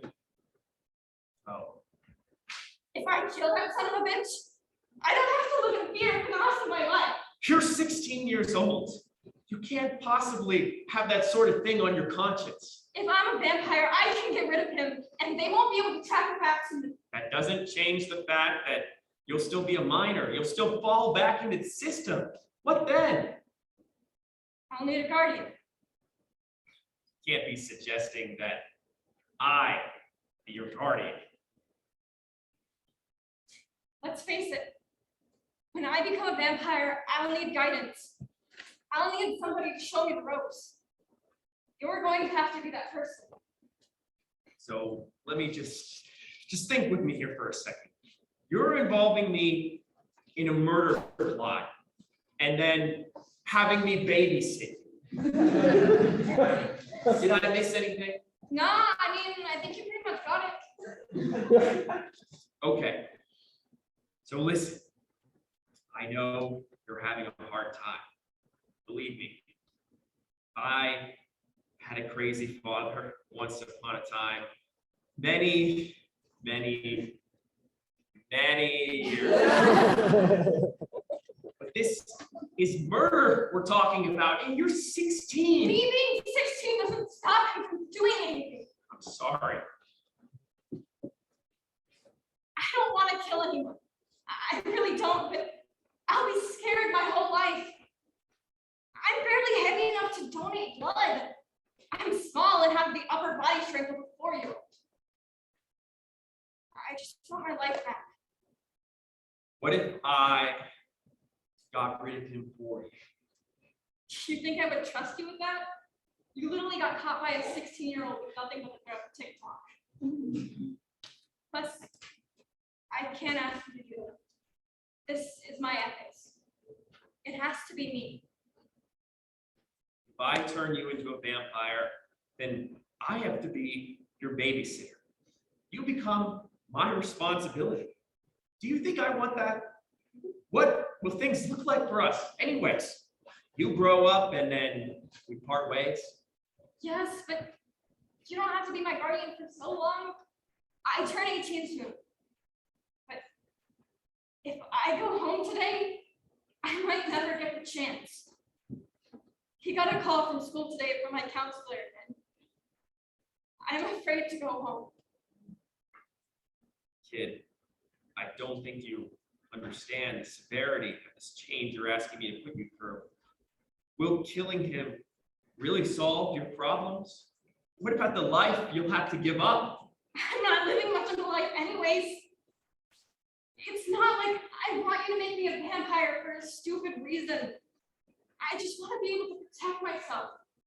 I promise I won't be a bother. I don't think this is a good idea. I've been a vampire. It does something to you. I keep saying that this is what I want. Are you told you have a hard time hearing? That's rude. Only like 300. Stop! You're kidding. You don't look a day over 200. I'm like 350 something, okay? The years blur. But seriously, think about it for a second. If you become a vampire, it's going to be really hard for you. I mean, just look at me. Your life won't go back to the way it was. Friends, other family, you won't be able to see them. And we would have to move. You wouldn't be able to stay here. I guess I can make peace with leaving, but not right away, right? We can stay for a while, but it won't be a walk in the park. You're going to want to drink other people's blood. You might even kill a few people. I had a hard time. Did you kill someone? My first kill was my younger sister. I killed her when I went through the change. But being a vampire wasn't something I wanted. She got too close, and I lost control. There have been others along the way, I'm so sorry. which is why I'm saying I can't do this to you. It's hard, kid. Every person I've killed in a frenzy, once I come to, haunts me. Is this really the life you want? If I have you keep me safe, though, I won't be going through it all alone. I'm not really looking for another person to lose. You lose so many over the years. Please, I really need this. Listen, What do you think that means for me? If you lose control and become the town's serial killer or something, you're going to go into a Target on Green Street and make everyone a meal. He hurts me when you can't see it. He's my age, I'm Piggy. I had bruises of his fingerprints. When I say that if I go back to him, he's going to kill me, I mean it. I believe you. Do you love me then? I know what it's like to never feel safe in my own way. Being a vampire means being constantly on the run. It might be nice for once to have someone who understands the feeling. You don't know what this means, honestly.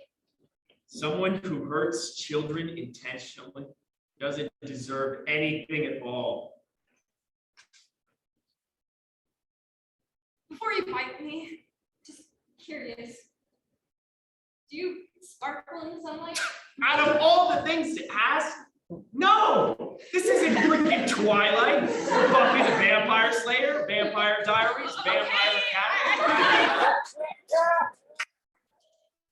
Excuse me, I feel like I have to go off the dam. There's not exactly a user's guide on this. There will be time to learn, kid. I've got your back. The end. The end.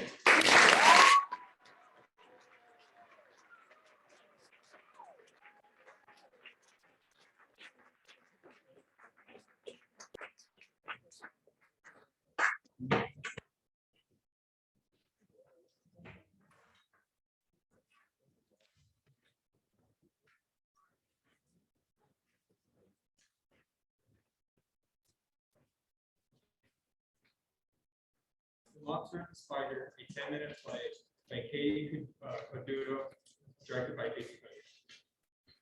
Monster, a monster toy. He's old and his face has been deformed by time. His face is partially melted from being left near a hot air vent. Spider, monster's best friend, little spider. Setting, a cold, dank basement. The monster toy sits in a corner. His body language is dejected. Spider comes up beside him and sits near him. Hello, my friend. Monster, Please, it hurts when you call me that. but my friend, that's your name. What else should I call you? It hurts me to see you so down, my friend. May I ask you something, Spider? Of course, you can ask me anything. What's in a name, Spider? What's in a name? Yes, I've never thought of such a thing before. I guess you've never had to. Try to let me understand. Do you think we grow into our names? I'm not sure. That's a strange question.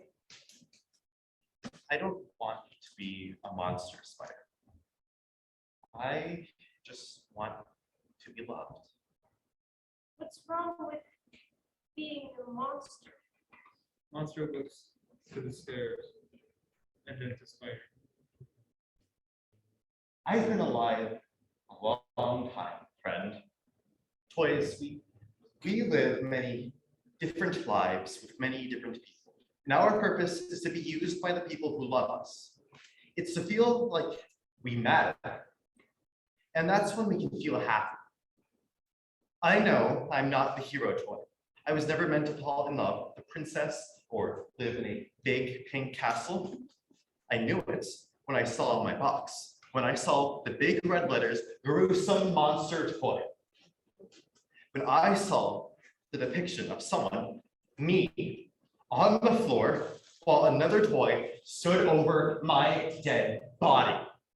A princess kissing his cheek in return. I knew then I was different, that I was ugly.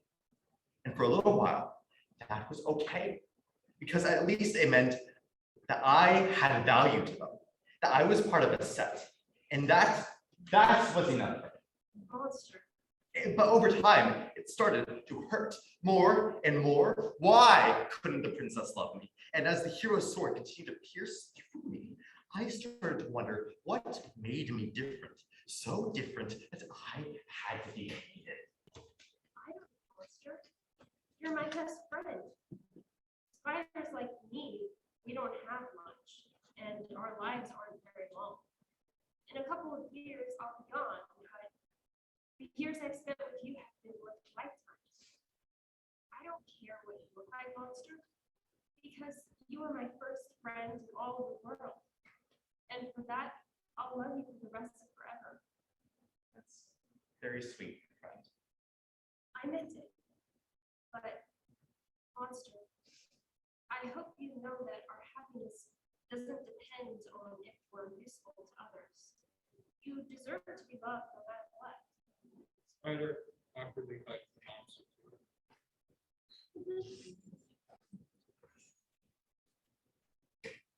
I love you too, Spider. But still, I think of that day.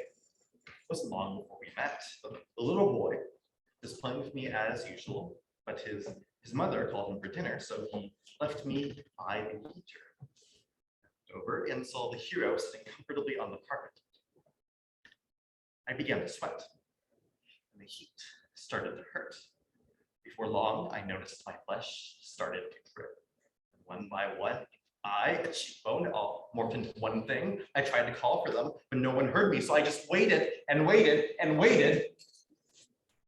When the mother came, she made a face and threw me away.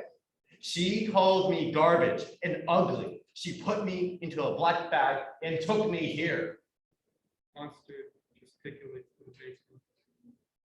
To our home? It's not a home, Spider. It's a reminder that I wasn't enough. Monster, that's not true. I think If we are enough for our people, they will love us so much that we will forget everything else. That if we help them or allow them to give us purpose, we can be happy. That they can fix what other people have broken just by the sheer force of love. Monster, all the people do is hurt. They do not know how to love or feel. Monster looks at the stairs, leading up from the basement again. My friend, why are you bringing this up now? The little girl wandered down here this morning. I managed to wriggle my way out the back just enough to see her. I thought maybe she'd want to play. But she screamed and cried when she saw me. Do I really mean that? I really that? Monsters. Of course not. Sometimes I think people see too much with their eyes and they don't allow their heart time to catch up. They have a problem with compassion. Monster, do you remember when we first became friends? It wasn't long before Big Human, the one who often rattles the stairs when he walks, he killed everyone I know. We were all just living upstairs, enjoying the music and the sounds of rain rattling against the windows. And he reacted out of fear, spraying a sickness into my home that killed my sisters and brothers. All at once, my mother stopped her song, my father stopped his dream, and everything that followed was just death. I understand how it feels to be rejected, Monster. It seems like the entire world is just waiting for me to die. Ultimately, one may fear you, but the rest will listen when I pass.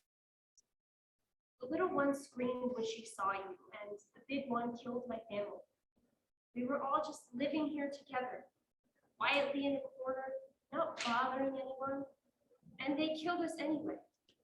I ran down here as fast as I could, and I feel safe. I feel like they can't hurt me anymore. Humans can't give you happiness, Monster, because they don't even know how to give it to themselves. You mustn't think of them. All they do is hurt. They're mine. I know that they are the missing part of me that prevents me from being happy. I just know it in my heart. I know I can be of use to them if they just give me another chance. I don't think it works that way, Monster. Maybe we can be happy just as we are. Maybe we don't need to search for reasons to be happy. Maybe where we are can be enough. Maybe this place can be enough. Maybe chasing after a feeling will only hurt you more.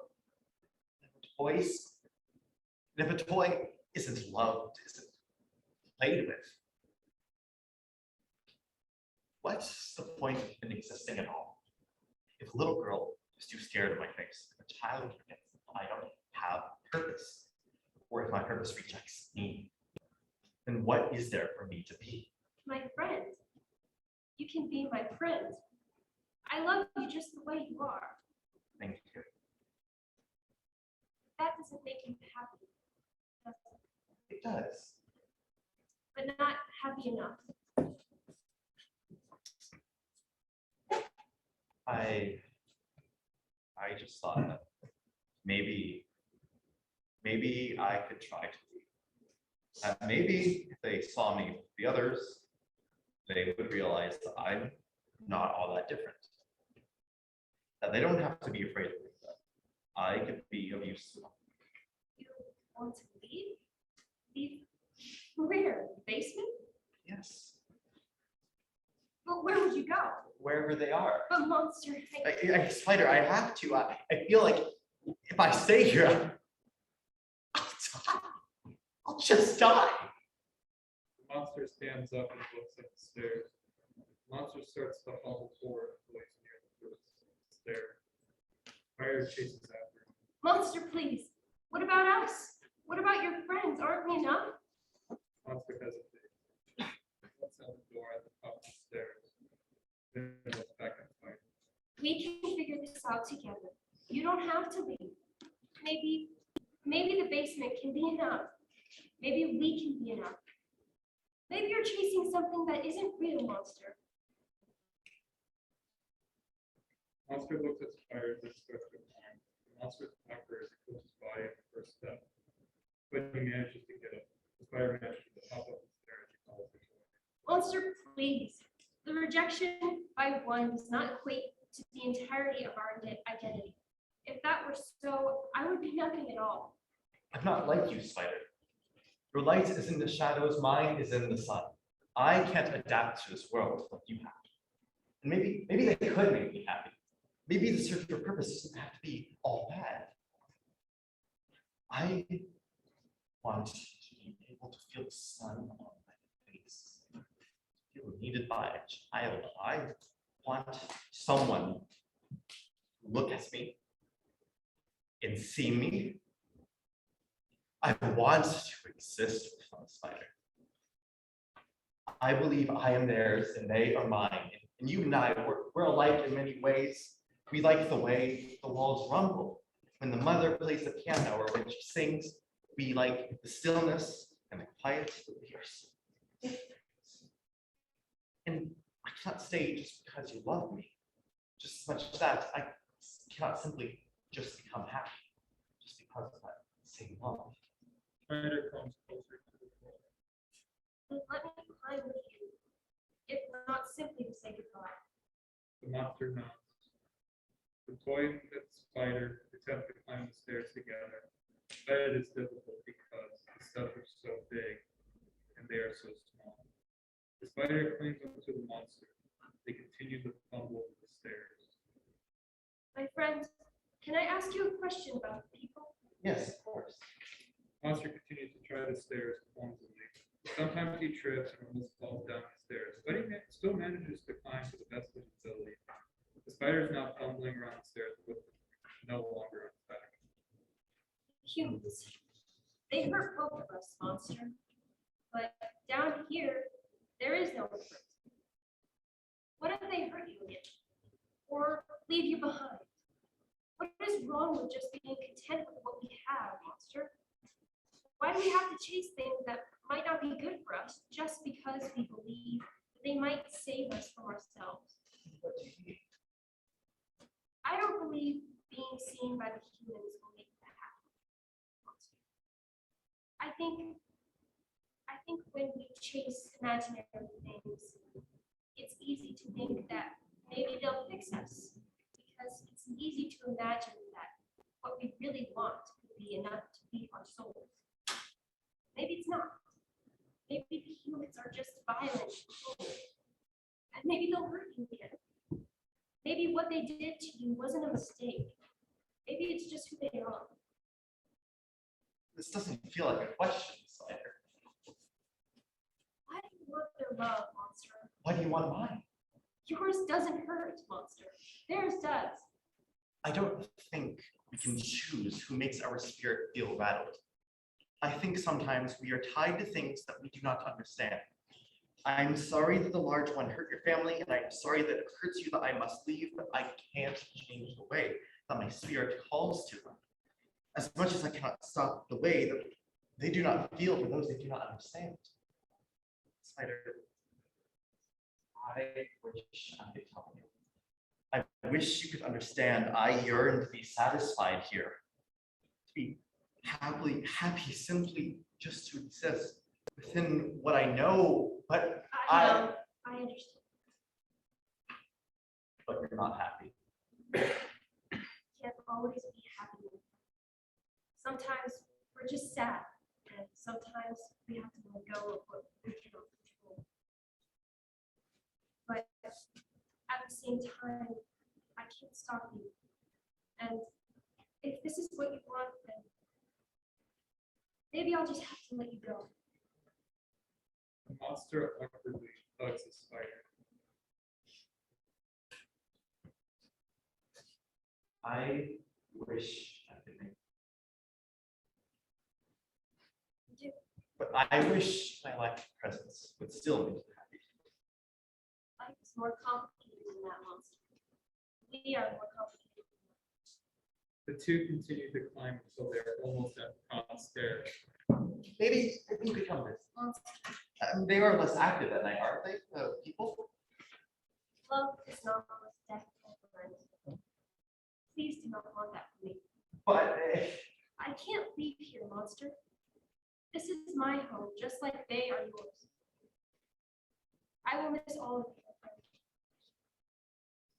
as will I thought that if I came with you, you might decide that things aren't so bad here. But I want you to be happy. And if that means that we cannot be together, then that's just something I will have to accept. I will love you forever, Spider. As will I. Monster spider hug as it rests upon the knight's step. Suddenly the door slams open. And the mother of the house begins to step upstairs. Woman looks down. He's getting. Holy shit! Put down on spider.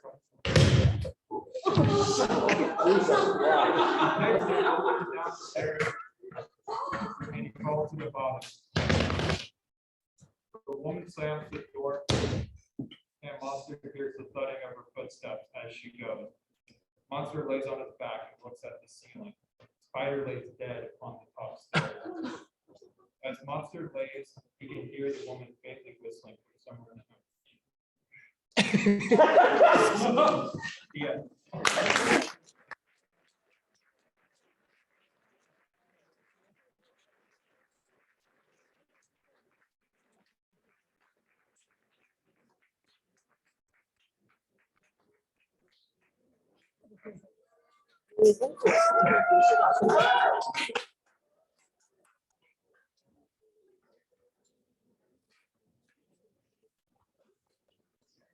Oh my. Tomodachi, written by Jayla Jacobs, directed by Liliana Lopez. Zach, bro, emergency, I repeat, bro, emergency. Brandon, lower your voice a little, will you? This boba house is packed with people, man. Nico's dead to us. I know. He didn't show up to grad practice yesterday. He didn't answer any of my calls or texts. If he doesn't show up today to finish our UCLA applications, I'm gonna be a little more than pissed, so dead to us is a bit of an understatement. Dude, listen, I know why he's being a prick though. On my way down here, I saw him on the street, right? But get this, he came up to me, running with his arms behind his back. Told me my shirt was soy. That doesn't sound like entirely bad. When he saw me, he said, "Konnichiwa, kawaii desu ni, Brandon." And when I told him I had no idea what the hell he was saying, he called me a fuck. Fuck. I was already hightailing my way down here to get to you before he could. Your point? Nico is a weed. What? No. I can't believe that.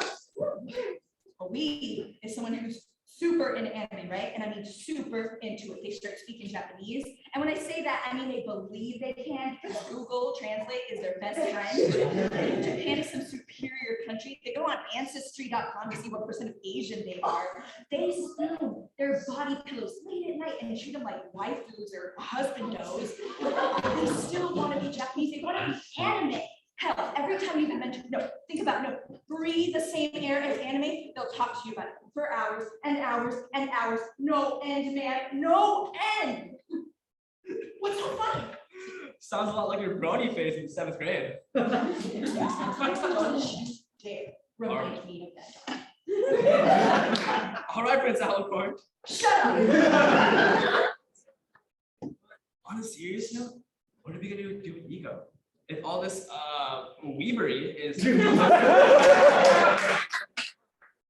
I might just lose my shit. And I might just kill him. We literally graduate tomorrow, man. This is the absolute worst time to be acting out.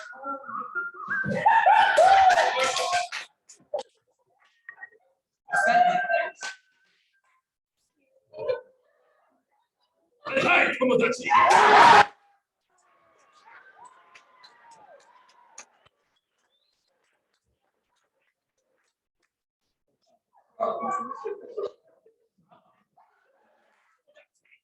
Konnichiwa, Saksama.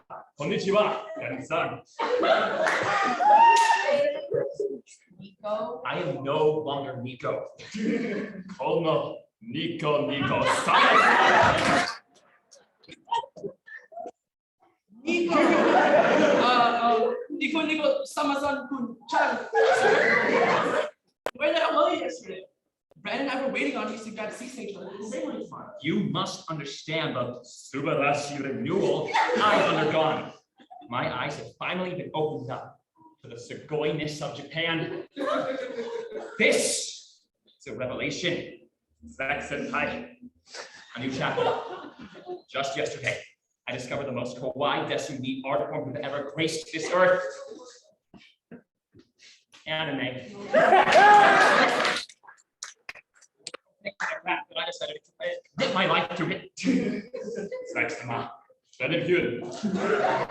I, Nico Sama-san Kun-chan, I'm here to inform you that I will not be walking at graduation because I will not be going to college. If you can smoking weed again, you can just say that.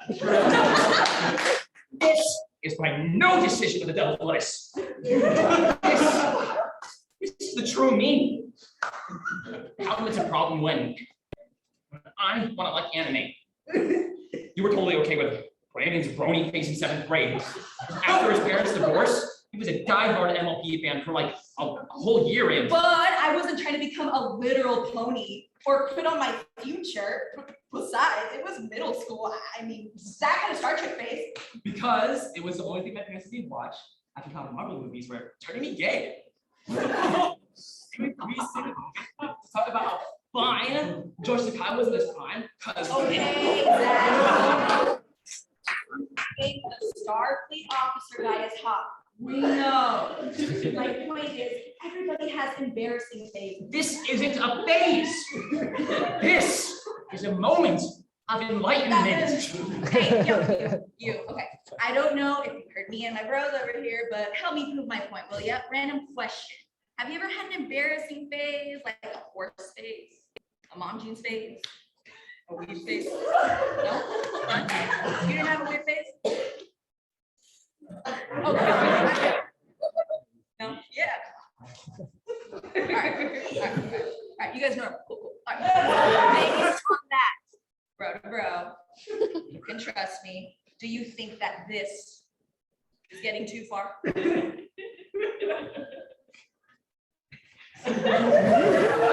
out of control. He's out of control! He's out of control.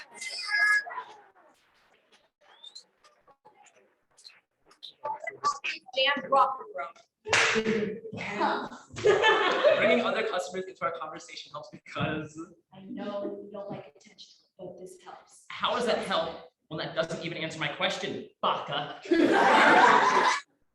Guys, just accept the new me.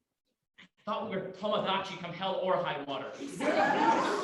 We still are. It's just seeing a non-Asian bro running around yelling any Japanese word that comes to mind may just be the scariest thing this bubble tea house has ever faced.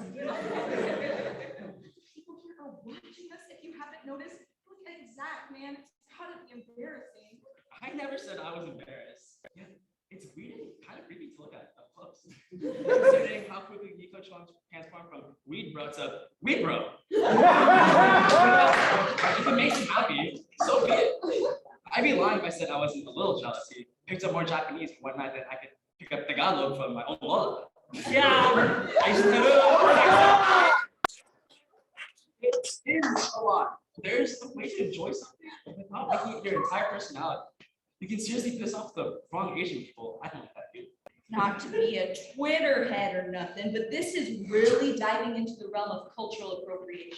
Which isn't worth losing your bros or academic mediocre.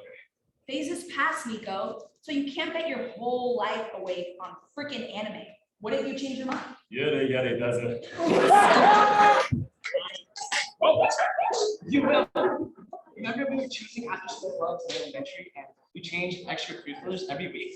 I was experimenting. Hate to break it to you, bro, but you're really wishy-washy. Like, fatally wishy-washy. We've been talking about going to UCLA together for years. Hell, we promised we'd all walk on stage for graduation together when we were just freshies. What happened to pantsing Principal Jones when we get our diploma? Or boy, that asshole Daniel Chase off stage when he reads his valedictorian speeches. History, rich, PTA model friend. Or our big dream of sniffing Ben Stiller's old UCLA dorm. Not to mention, what the hell would your parents say? They've been saving up for your college funds since the dawn of time. And unless you want to drive a stake through your poor MILF mommy's heart. Put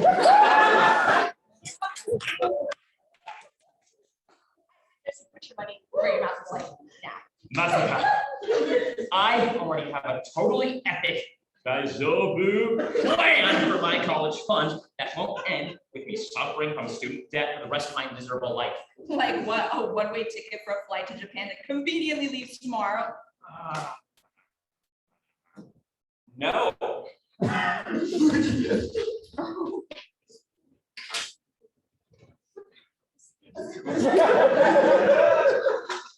Bro! You're actually leaving us?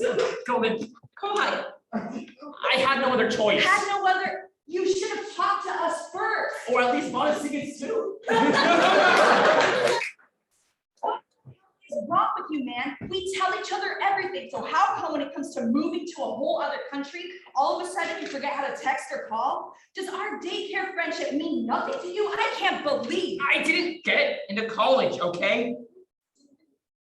UCLA didn't even read my essays. So I applied to everything else I could afford and I didn't get into any single one of those either. I thought that if I freaked you guys out by acting off my rocker, it would be easier for you to move on without me. Bro, I'm sorry. Look, college just wasn't meant for me. I'm not smart, I'm not athletic. I don't exactly have a personality that charms college admissions officers. I'm fucking broke. Anime makes it seem so easy, you know? You wake up, and the partner of your dreams go on some adventure, skip out on school, and the end. Credits roll. I don't need to think about the future. You told us earlier. We could have helped you before it was too late. You guys have everything figured out already.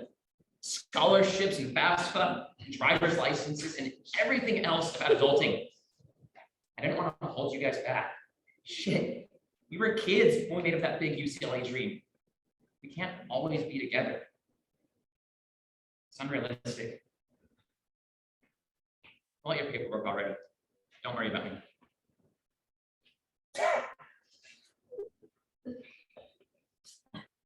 To be honest, I never really wanted to go to UCLA either.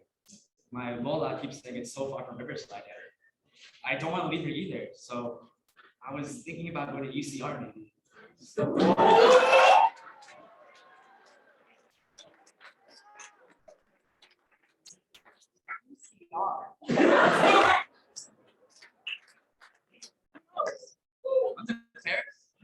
College is college, so I'll figure it out. I wanted to take a gap year. I thought you'd gone to UCLA's acting program. I did. I've just been thinking that it'd be a good idea for me to try and land as many auditions and acting work as possible to see if I really wanted to commit my college years to it. Move back in with my dad in New York and scope out the scene. Guess none of us really had our shit together, huh? Hi, fellow Boba juniors. Sorry to bother you, but this is important. By raise of hands, who here is in college? For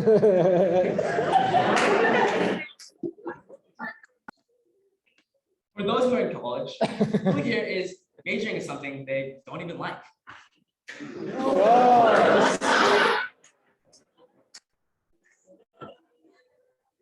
Now, who here hasn't gone to college or doesn't plan to?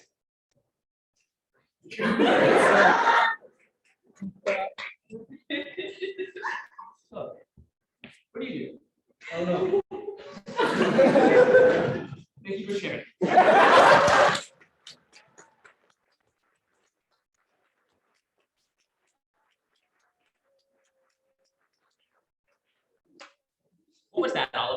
Listen to me. No one travels at the same speed. Some people graduate college in 4 years. Some people graduate in 5 or more. Some people drop out. Some people don't even go at all. But school isn't everything. Even if we're 18, we're still bumbling babies in a newly adult world. So school shouldn't determine our worth.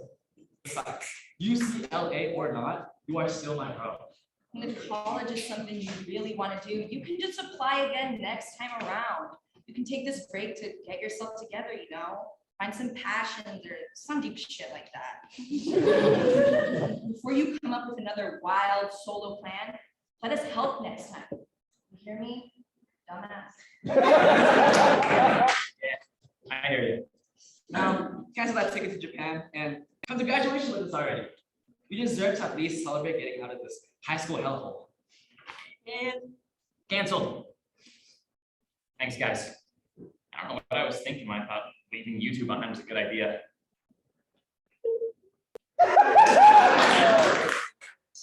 Love you, bro. I love you bros too. So, about that whole going to different colleges thing, Don't worry about it. Who says this is the end of us anyway? We wouldn't even separate during nap time in kindergarten. So what's a little distance gonna do to us now? Besides, there's Facebook, Skype, Zoom, Discord, sending messages via pigeon. What Brandon's trying to say is you'll have to do more than a few kilometers to keep us apart. Well, I don't know about you guys, but Netflix just added one of the old Naruto Shippuden movies, and a pre-graduation streaming party sounds like the perfect way to close our year out. Y'all down? yatta! I mean, hell yeah! Lead the way, Zach, Zach. Hey, don't forget your headband, man. We can use this for Anime Expo this summer. End of play. Yeah!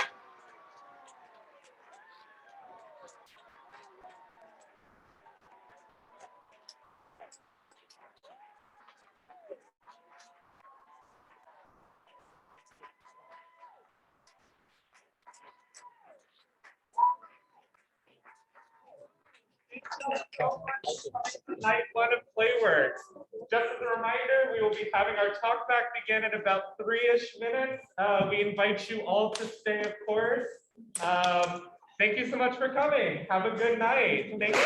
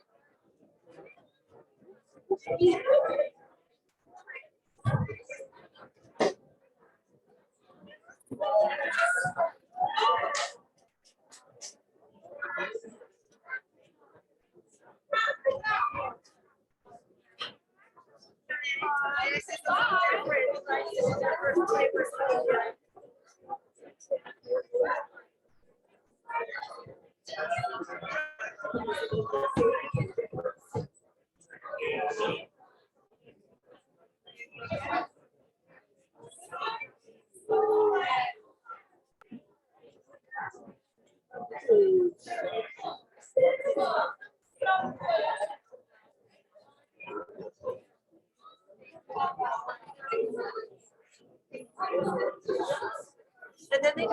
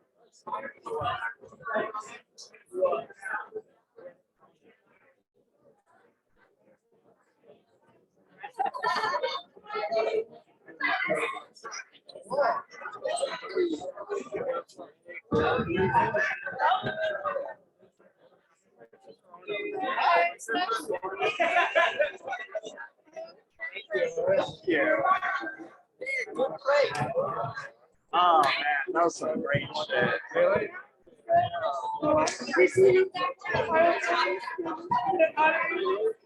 That was a really fucked up ending. I know. Oh my god. Yeah, that was really messed up. Yeah, the writer somebody out there. Kate who wrote it over there, but yeah.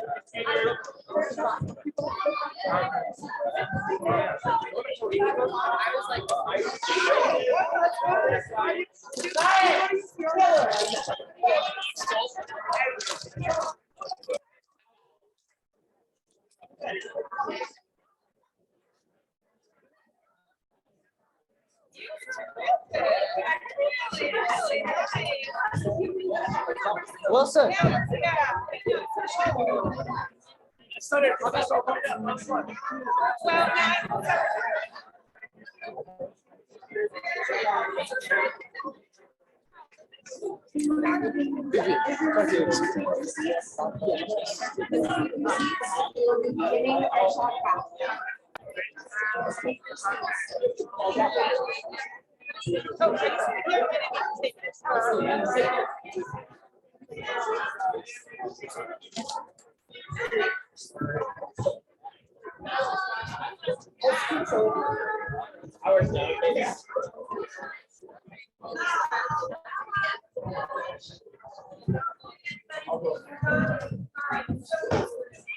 So much for being so attentive, and to our actors and directors and writers for really a terrific night back in the theater for Playworks. I congratulate you all. At this point in the evening, we have a special element that we add to the whole experience, and that is that we invite somebody from outside of our campus community to add another set of eyes, fresh set of eyes to the work. And again, the focus is always on the writing, but I again want to congratulate the directors and the actors for interpreting the work and for really serving your place so beautifully. It's a real act of generosity, and I think you all served your playwrights beautifully. So it is my great pleasure to welcome to the stage a theater practitioner we have had the pleasure of inviting for almost a decade, I think, at this point. And this is Erin Henney. And Erin is an artistic director of a theater company based in Los Angeles called the Theater Group. And it's a very involved theater company that has also been in existence for about 7 years, I think.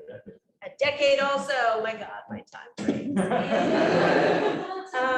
Erin has also worked as a literary manager at various Los Angeles-based theaters, has worked in the Bay Area, has been with Berkeley Rep, has been with Theater at the Boston Court, has been with the Sun Assembly Ensemble. So it is a true pleasure that he's also with TFDP at UC Riverside. So please come with us.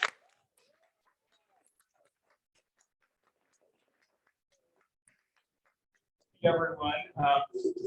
For those who haven't been in this experience before, the way it's going to work is I'm going to ask each writer to come down. We'll chat for about 5 minutes. Just because of time, we won't open it up to the room. It'll really be about hearing from the writer and me giving a little bit of feedback. And this is, again, for those who haven't experienced it before, this is also part of the process. So I'll be giving feedback about what I heard that really worked and may also offer some constructive feedback about looking forward with the work. So, so thanks for joining us for that. So we're just going to dive down. It'll be about 5 minutes each person. Forgive me if I say anyone's name incorrectly. So Myra.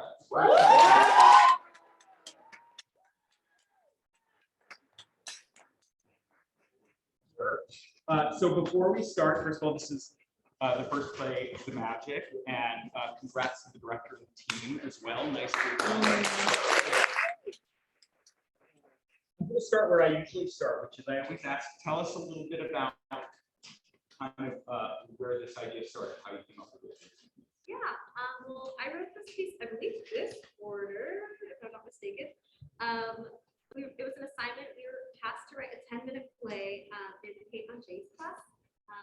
And I kind of wanted to challenge myself. I was really proud of the 10-minute play that I wrote and was included in Playworks from last year. So I kind of wanted to build on that, and I kind of wanted, again, to challenge myself. So I decided, hey, instead of these like typical 2-character plays, like let me try to build in a 3rd character. And I also, like, in terms of another challenge, I also wanted to include all males in the piece. I think I'm so used to like writing like dialogue for women, and I really kind of wanted to get out of my element and kind of try something new in that. I really appreciated, first of all, the upend of expectation piece, right? The piece keeps changing our view of what's going on. We enter this work situation, and then we sort of think we understand what world we're in, and then the Santa reveal, and then the expectation of the father, which then gets upended at the end. So I thought in 10, 12 minutes, very quickly you move us through a bunch of phases of expectation, as well as layering in some backstory about the family and all the layers that are going on there. So really nicely done. That is, it's a lot of compression, which is great. So I think my one piece of sort of question about going forward is, I'd love to talk to you about the moment of misunderstanding that happens in the play, right? Where the son thinks, you know, that they're having a conversation about right, the talk about sex and such, but of course it's about a different direction. Yeah. And I'm just curious about how you got to that moment and what you were thinking about in that moment. Yeah, well, I will say that was actually a rewrite. That was part of my revision process. Initially, I think the reveal was just too like fast. So instead, I kind of wanted to go a different direction, kind of like him having a misunderstanding of like what the actual conversation was about. So I thought it would help kind of build up in a comedic way to the big reveal of like, hey, I'm sick. So along those lines, the thing I thought was actually a lot of times scenes like this live in misunderstanding. They actually live in, we're having a conversation about one thing, you think we're talking about one thing, I think we're talking about another, and the comedy comes from that misunderstanding. So I actually thought, it's funny to hear it was a late addition, that it could actually push you further. Yeah. You could let that misunderstanding play out, because then it reveals something about the dynamics in the relationship and also gets us laughing until the reveal, until the moment, right?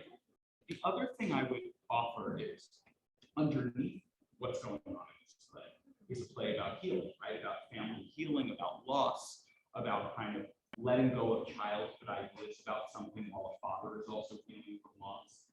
And I don't have a particular, this is one of those like, if this play were longer, you could allow, I think, that to take you more, because you are using this kind of Santa as a metaphor for what is being still held on to from the past and what is being let go of. And I would encourage you to allow yourself to go further into that and let that metaphor become more clear and therefore have more power. So then we're laughing, and then you understand how it's does that make sense? Yeah, I will say I totally like wrote it in kind of me wanting to create like a funny dynamic between the three. And I think like as I was writing it, I was like, hey, like there needs to be kind of some empathy in this piece. And that's why I included the mother, kind of that background piece that kind of ties it all together. And I think like you saying that definitely like, encourages me to like revise this once again. Definitely pull out like that kind of empathetic feeling too. Yeah. Great work. So thank you so much.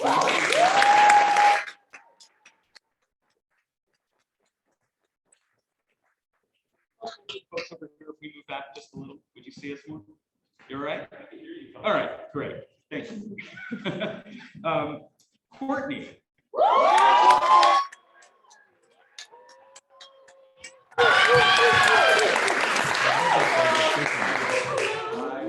Nice to meet you. So this is Something Sexy. Yes. And congrats to the director and the team as well.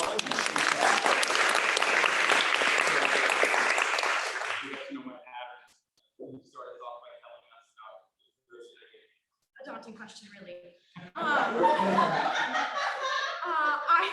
I really like writing comedy. That was kind of what I wanted to do, and so I was watching Lizzie McGuire, as we all do, on our evenings. Why not? And there was a cute episode about Lizzie going bra shopping for the first time, how awkward, abnormal the whole process is. And so I'm like, okay, well, what if one girl's really into it and one girl's not so much? And so then I started that little bit of conflict there. And then I kind of weaseled my way into this idea of body positivity, body dysmorphia, and what it means to really be one with yourself in the process of growing up. And it just kind of spiraled into something bigger. I'm really proud of the direction. Yeah, I really, along those lines, I really appreciated it. First of all, you have this very clearly drawn pair, right? They are in very different places emotionally in their development and seemingly, right? They're playing different archetypes. Very clearly, we're playing the one person wants to go one direction once, so you get conflict early, which is important. And then the reveal of what's really going on. Why this girl is going to the store and wanting to see herself in a certain light, wanting to have an experience. So I thought that was skillfully handled. And again, and credit to your teachers as well, which is that, you know, to do that in 10, 12 minutes, have us understand all of that clearly takes real skill. Yeah. So one question I had is I want to talk about the moment where kind of the reveal happens, what's really going on.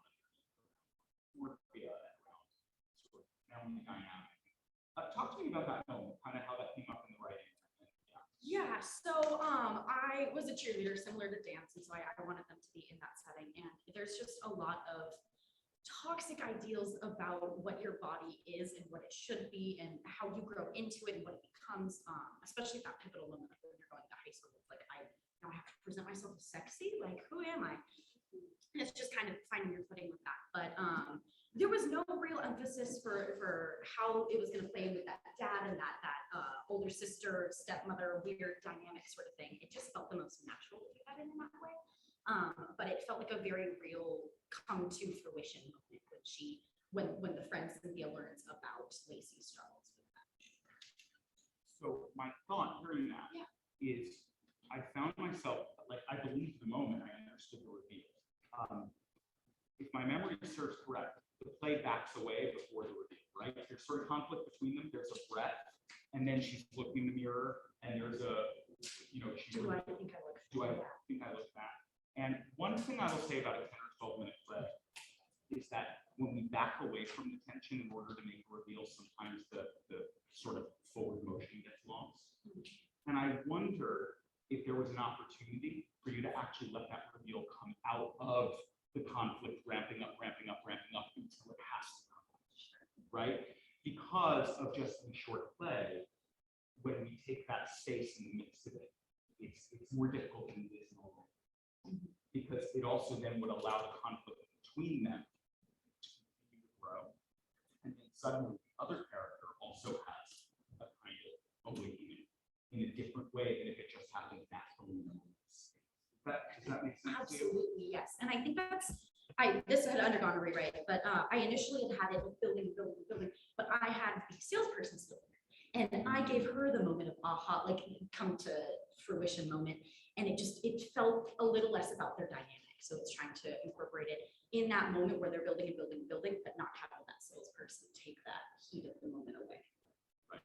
And so I think that's just something to look at, because then what happens is suddenly then you can feel when a play hits the mountain and then all the air stops, and then we also breathe as an audience. So I think that in a short play, something this is for all the writers in the room is consider how you never let the tension flag because it's such a short period. And then when it does kind of breathe, suddenly we realize we can hold our breath the whole play and we can kind of move out. And I think that there's just something to look at there structurally, but I think that's because the reveal is strong enough that I actually think there's just another way to work. So great work and nicely done. I think it's on a great trajectory. I really appreciate it.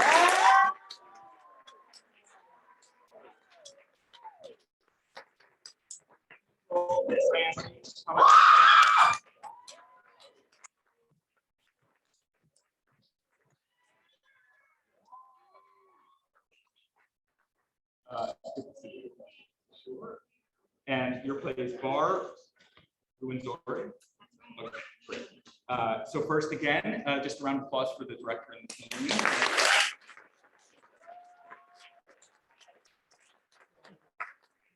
us a little bit about the inspiration or where this started.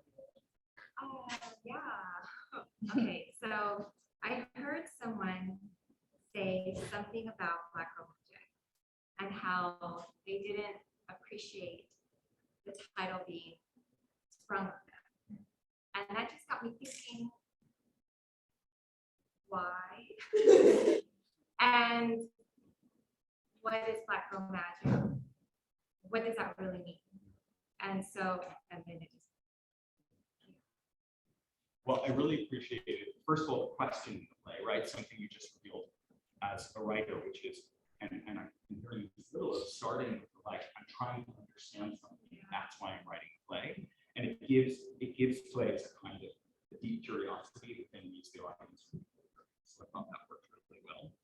And I also, I really appreciated it without it feeling too expositional. There was a lot of kind of, I understood the history of these people, their time together, how they're coming back together, and this moment that they are finding each other once again in their adulthood, and what that means for how they're going to move forward, which then allows all of these other topics to come up, right? Because they are reconnecting, and in that reconnection, expectations show up, desires show up, and therefore all the things you wanted to talk about show up very quickly. So nicely done. So I think my one question here was about trying to find the particular way, was about the character was talking about her afro and about her hair, and seems pretty early on to acknowledge openly, like, doesn't work. I don't, right? I'm not happy with it. Yeah. And then late in the play, there's a kind of deeper reveal of feeling not enough, feeling not part of it, right? And for me, one of the challenges I found is that her awareness early on of feeling that wasn't okay or enough or accepted likely undercut the deeper reveal later on, because I'd already taken in that she saw herself as not enough of this and it's not belonging. So the pushing to actually say, this is actually how I feel and I'm not accepted, felt just a little undercut, because I already knew. As an audience member, I already knew. And you did a skillful job of peeling another layer, but I almost felt like actually it should feel like there's a Band-Aid I can't even see until it's ripped off. And I think that was the emotional journey you were going for. But because you already skillfully, but told us so clearly what was going on early on, it felt like a layer being peeled instead of a reveal. And I think you wanted it to feel more like a reveal. Is that, yeah. Yeah. The thing I was struggling with is that feeling like you're not beautiful, it's almost taken for granted. So I wanted to explore that I'm a monster and her friend doesn't like, it's just, oh, okay, you're a monster. It's fine. I wanted to show how embedded that is. Super there. helpful. Yeah. So hearing that, here's the thought about that. For us as audience members, words like monsters are so loaded, which we'll get to monsters. That we already emotionally are there. Yeah. And so I think sometimes letting those words that have such power come later in the reveal, even if what you're trying to reveal is that the person doesn't even see it, we see it so clearly that it just slightly undercuts the emotional journey. So I think in a way, letting softer words or words that hint at it, but aren't all the way yet, and hold those other words for the bigger reveal, will allow us to understand how the person's not even taking it. Right. Does that make sense? Yeah, because I want that to be the case. Yeah. Yeah. So I think it's just about a little bit of sort of patience, right? Holding back so that when it shows up, it shows up. Yeah. But because it's already strong, so it's now just about strengthening. Yeah. Thanks, George.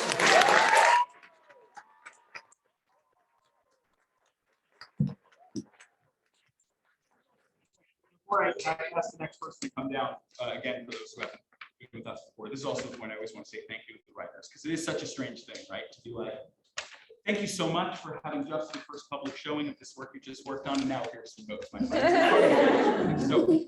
So I just want to say thank you for your willingness to engage in the conversation. It's all part of the educational process together, so much appreciated. Christine.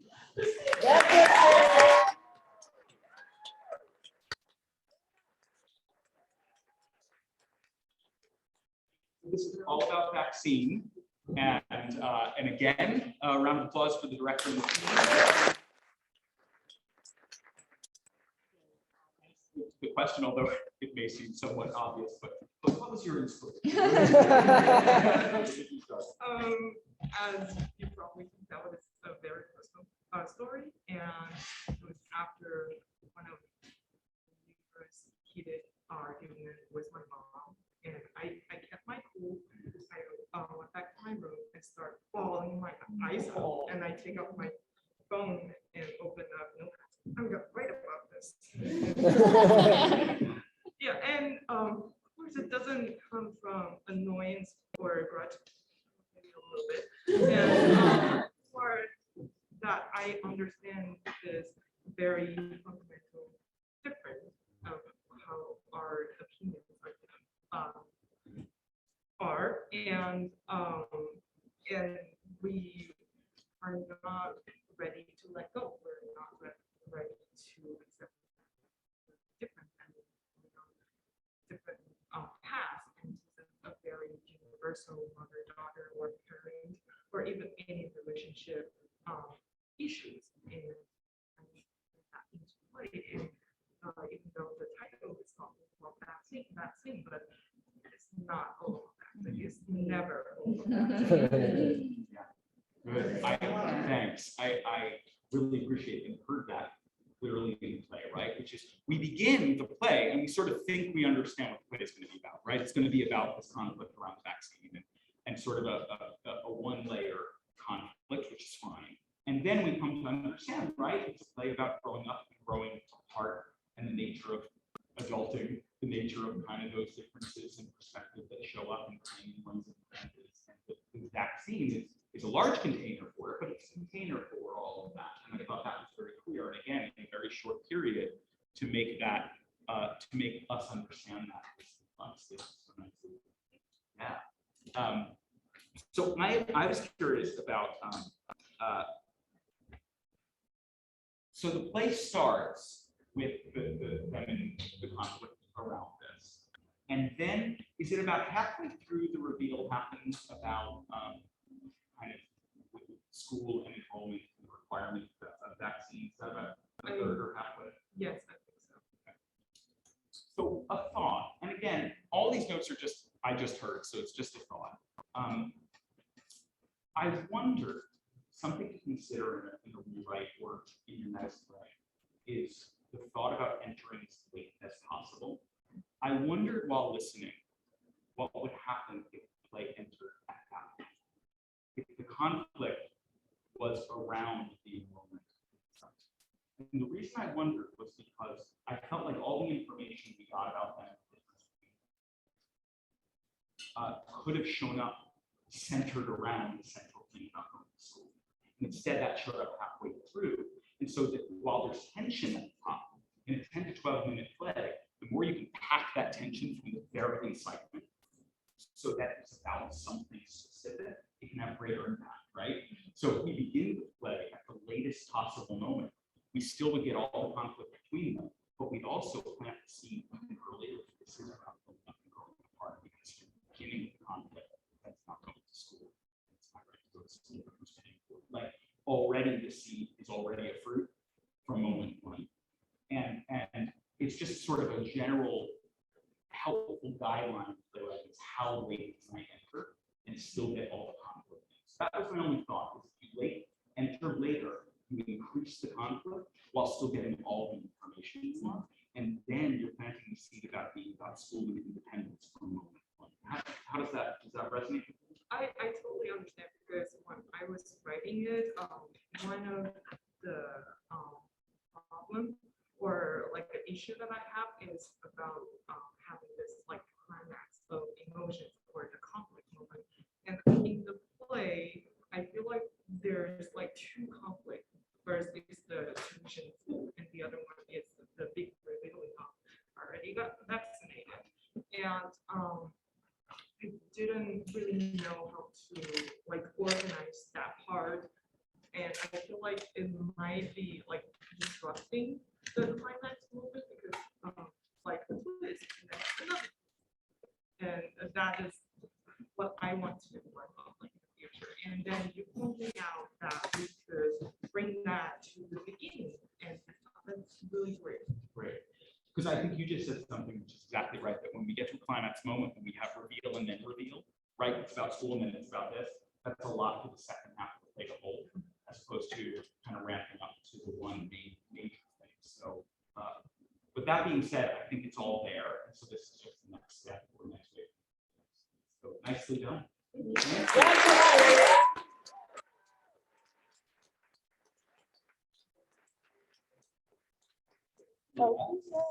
Yay!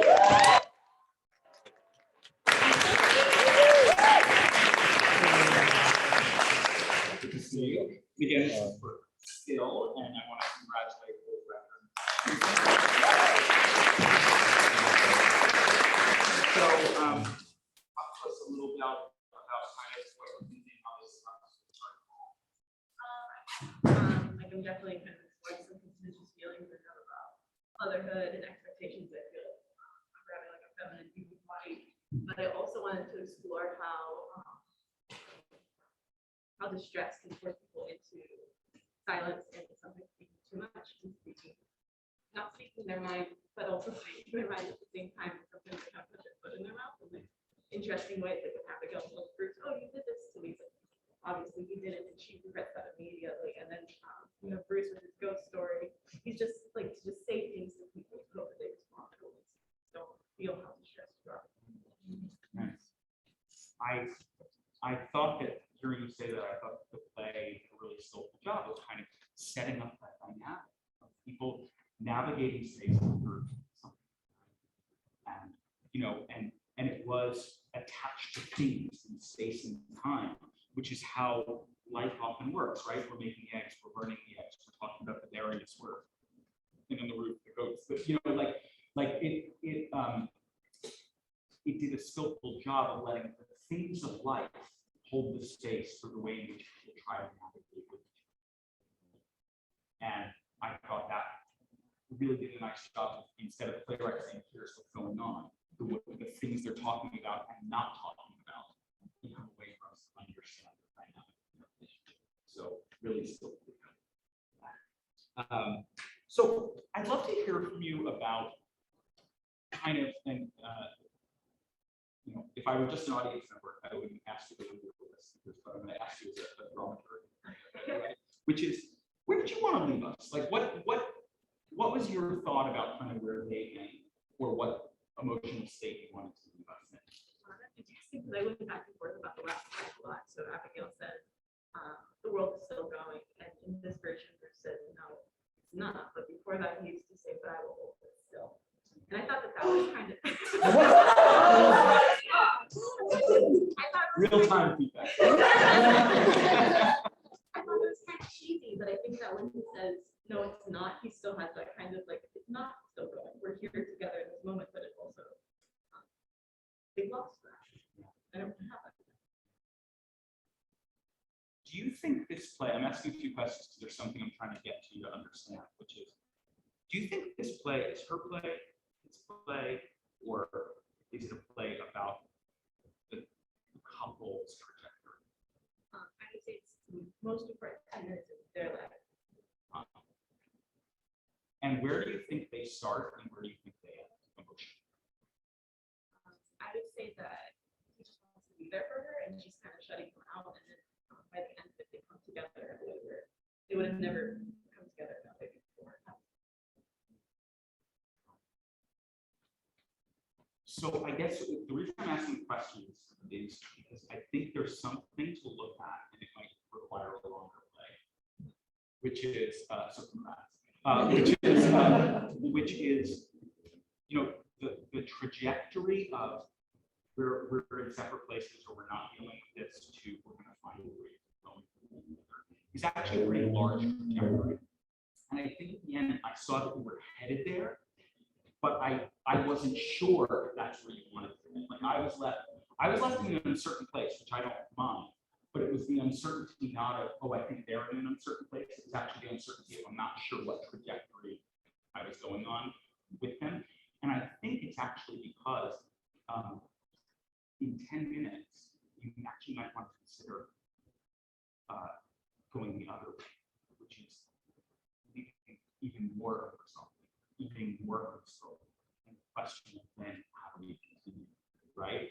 I think that sometimes in 10 or 12 minutes, the desire to resolve or have a full trajectory is very hard to achieve in that amount of time. So if you want that trajectory, you probably need another 5 to 10 minutes to get there, or let it just be a portrait of a moment. And that allows us to just sit with it and to ask the question of what's coming next. So I think it's just about not needing to take us on the whole trajectory and just shorter play, and giving yourself the space to figure out more of the steps that's there.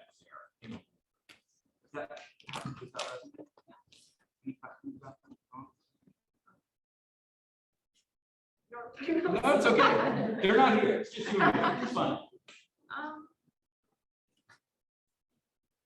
I guess like so about you said you didn't mind feeling uncertain. Would you elaborate on that a little bit more? Sure. What I mean is that I tell play wanting me to get to a place of resolution. They didn't feel resolved because it happened so quickly. And I was like, the play doesn't need to take me to a place of resolution. Let them be unresolved. Maybe it is just them navigating into different tactics and then we just left. Or it needs a few more minutes to reach that resolution. That's right. Yeah. It's good news. Because it means there's a lot there and there's a lot more that you can unpack. So really nice to do that. Thank you. Yeah.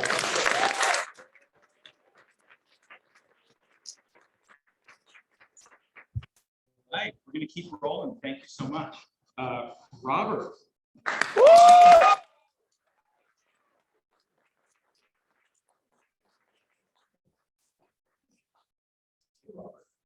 So this is for 6 Rules for Life. Yeah. Congrats to the director. So you've heard what I'm asking. Tell us a little bit about kind of the inspiration where it started. Sure. Well, I like to do as much stealing as I can from better artists who have come before me. So I stole from Steven Soderbergh, who made a film called Schizopolis about a guy who works at a Scientology company. I steal from my favorite novelist, Chuck Palahniuk, who wrote Fight Club, which is about a guy who ends up starting essentially a cult. And then I stole from myself because I've written my own parody of sort of the self-help genre called the Anti-Self-Help Guide, which was edited by my friend Vanessa Young, who came to see my play tonight. Great, very cool. I like the meta layers that are happening. And those are good folks to create, including you. And so first, I just appreciated the clarity at the beginning, right? The like, here's this group, here's what they're stating, their sort of guidelines, what they believe, and also your willingness to go immediately into a place of absurdity in a way that we then just accept. The play accepts it, right? Here's my kidney, I'm showing up. It's not commented on in the sense that the reality that we are in allows for that. So we don't question it because the play doesn't question it, right? It just allows it to happen. So I thought that was really fun. And I also appreciated the sort of dialogue around around this combination of late-stage capitalism combined with the desire to actually provide a service and how those things are wrapped up and how can we separate it. I really appreciate the play, even if amidst its silliness and absurdity, is dealing with those questions.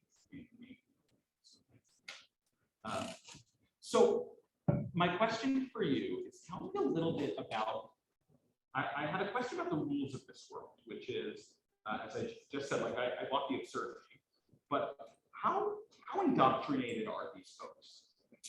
Well, I'm pointing like the right, how indoctrinated are they? I was looking desperately at my my playwriting professor because we've worked a lot on this. My director and we went through 4 rewrites on this, and I think that in the 30-minute version of this, and then there's also a 60-minute version of this, we've explored some more of the character motivations of Cheryl and Eve and Tom and Chad. And basically there are scenes in the 60-minute version of this which explore the places that they're at in their lives and sort of the, unhappiness they're feeling at working at this sort of mundane office environment, where Howard kind of swoops in, you know what I mean, as this very charismatic sort of cult leader and basically presents them with a path forward to enjoy, the office workspace, which is why the rules are so ridiculous. Sleep less, work harder, So, and this might be resolved in the longer version. I'll speak to what I heard, which is right now, the reality of the rules and how indoctrinated are a little bit watery or inconsistent in a way that makes it then hard for me to surrender to what you get. And what I mean by that is, for example, we're presented with people coming in and going, here are my ordinance. But then, which tells me as an audience member that they are super indoctrinating and unquestioning. And then within 5-6 minutes, they're like, oh, by the way, we're gonna have that back. And I know it's meant to sort of a toss-off joke, but what it does for me is it makes me as an audience member go, wait, what is the reality of this? Because I just believe that they were fully in because of what's said at the top. With Howard, right? Howard, similar thing where to have that kind of control over a group. And then I sort of learned, and then I go, wait, is this new though? Because it seems like he's just sort of navigating the plan and coming up with the plan. It doesn't seem to be a late stage, I've been doing this a long time and now I'm questioning my motivations. It seems like it's actually birthing the idea, but it also seems like it's fully planted.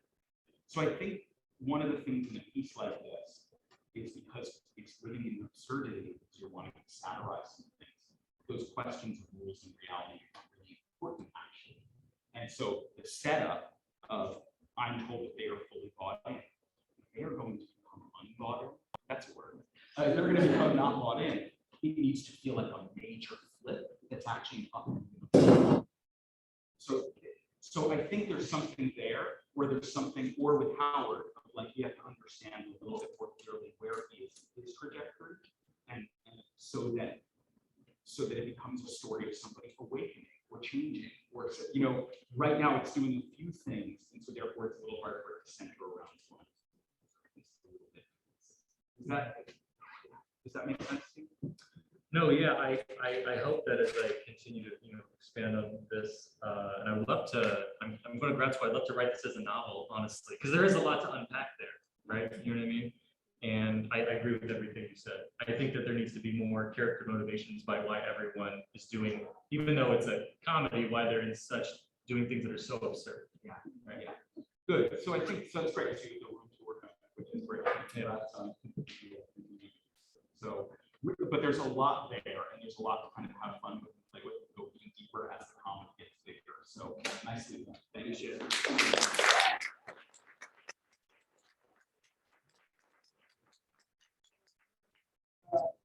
Kayla.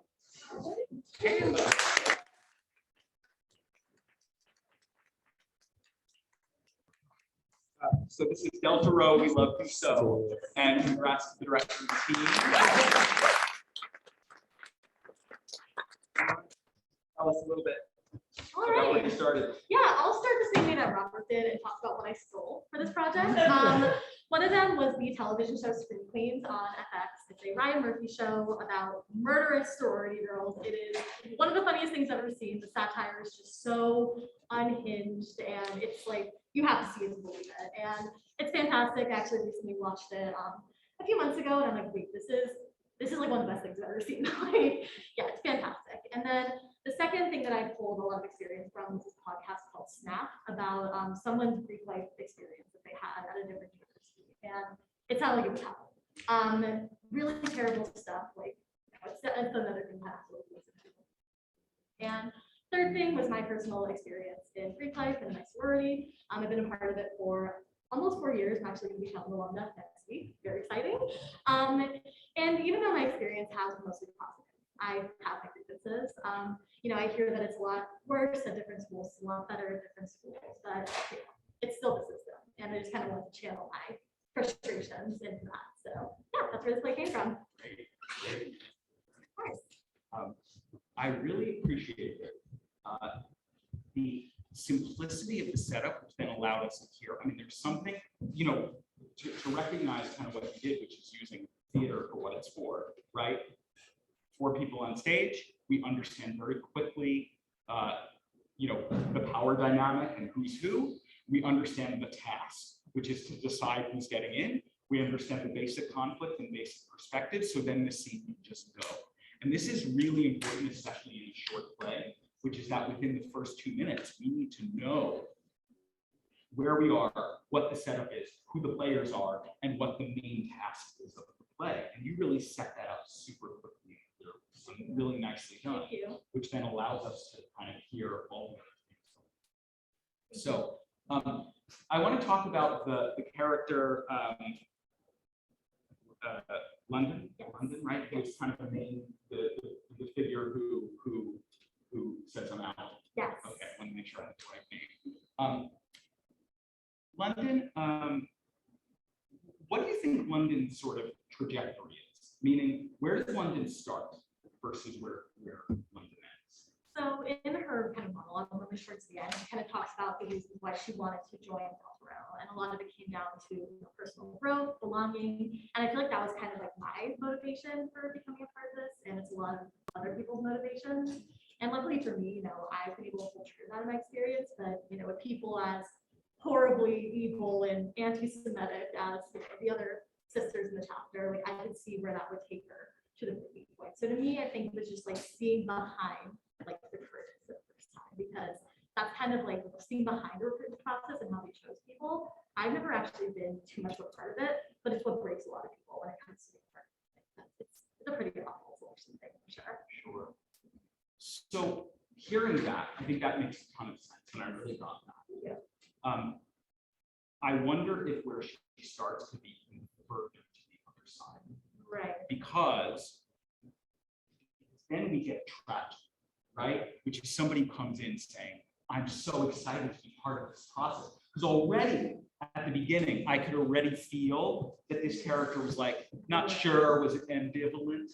And so therefore, the impact of that trajectory just gets a little bit lessened because instead of entering with like, oh my goodness, I'm on the other side, I'm behind the curtain. This is so exciting. This is what's behind the curtain, which is I kind of think where you wanted us to go, but because from moment one, we're already like, oh, behind the curtain's not gonna be good. Right. She knows it, we know it. Yeah. It just slightly lessens that impact. Does that make sense? Yeah, that makes perfect sense. You know, I kind of wanted her to be like, I guess maybe a little more enthusiastic, but still kind of questioning. Like, you know, and I think that's something that I definitely want to consider for possible revisions. This is like, I wouldn't say this is like a whole first draft, it's like kind of like a 1.4 iteration, but I'm definitely down to do like, I guess a larger version, which I think changes my time. So yeah, it's like a place to start. So I think that's one. Another thought is just about sort of the ending of the flip, which is I appreciate it that you wanted to give us the hopeful ending because you know we're in a world where sometimes those hopeful endings feel far away. Something to consider in the short piece is the acrobatic the play needs to do to have that flip happen. That I think in a way in short pieces like this, something to consider is allowing it to not be resolved or allowing the possibility it might go to that ending, but maybe not reach it because it's a bit of whiplash that I think there just needs to be a little bit more for us to kind of go on board with that change. Yeah. So I appreciated the desire to go there, it just maybe a little more time. Okay, yeah, that definitely makes sense. And I feel like I did try like different iterations where like I kind of held that out for a little bit longer, but I don't know, for some reason I just kind of kept going back to, this, I guess, more brief, quiet moment of hope between Tiffany and Stacey. And, I saw like a lot of like value and simplicity of that, because I don't know, I feel like sometimes when, you're in like a leadership situation like this, especially being president, like Tiffany, it's like, we can't deal with any more drama. We're just gonna have to move on, pretend we like to do this, because then we're not gonna get anything done otherwise. So I thought about that, because I appreciate that answer, that makes a lot of sense to me. Something to look at in a rewrite is, where are the one or two little cracks along the way that we may not even fully register as an audience, but are there? So when what happens, we go, I felt that. I felt that 5 minutes earlier, and I didn't realize it. That may help that a little, because I understand why you want it. So really great work. Thank Nicely you. done. Writer is not present, but we do have. We'll answer her, and then I'm gonna record you respond. Shayla, is that right? Shala? Shala, thank you. Okay. So this is for I Don't Bite. And so first, congrats to the director and team. Shala can be here with us, but I'm predictable, and we know my first question, so. I'm gonna answer it, and then you have to give me 2 seconds to get my camera going. Of course. I'm not a native to digital, so take me a minute, and I'll probably screw up a couple times, right, class? Okay, so she says, I became pretty ill, and I had to go to the doctor multiple times throughout the course of a few months. I came up with the idea after a bad run-in with the phlebotomist. I was sitting in the chair wondering, what did I do to deserve this modern life vampire lady to be so mean to me while taking my blood? After several visits with her, I started formulating the idea of a vampire phlebotomist, and the story grew from me sitting in that lady's chair. So, okay, Thank here we you. go, Shala. I just read your answer. Great. Shala, thank you. Thank you for that answer. It's always interesting to hear where things begin. First of all, really great work.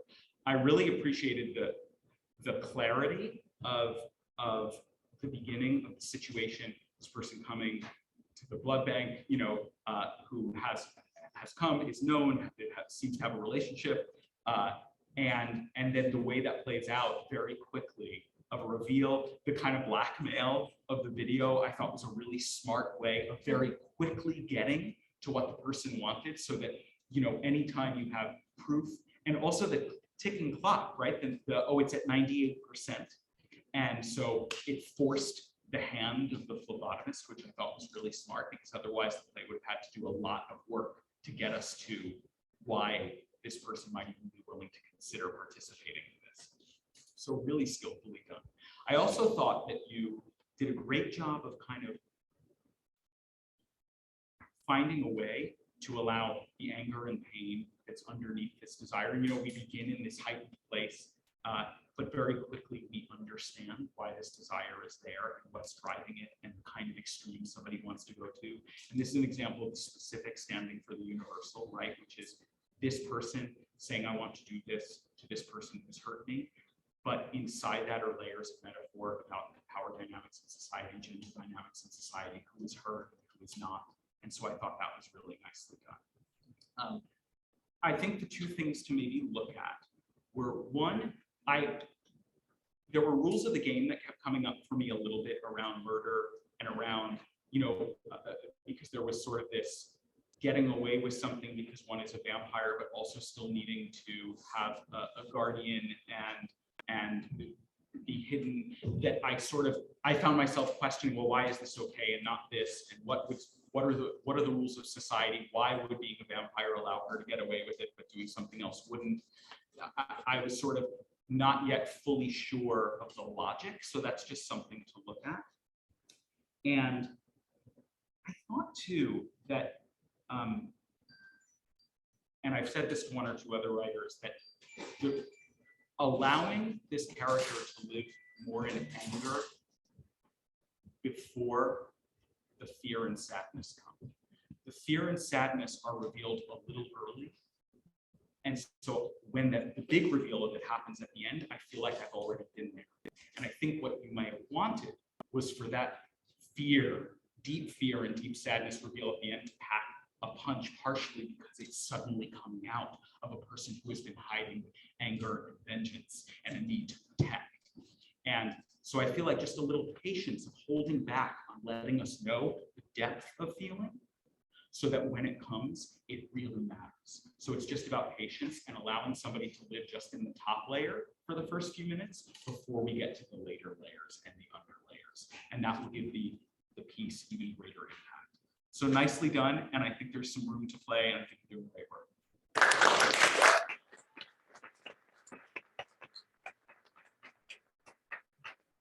Great. Kate.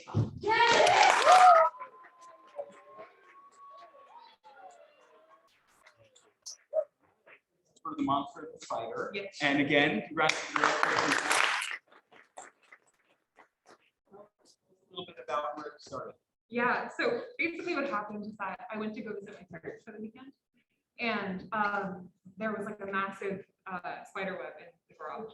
And I was in the same class where we were like trying to come up with ideas, and it was like, sorry, but it was like the day before, it was a couple days.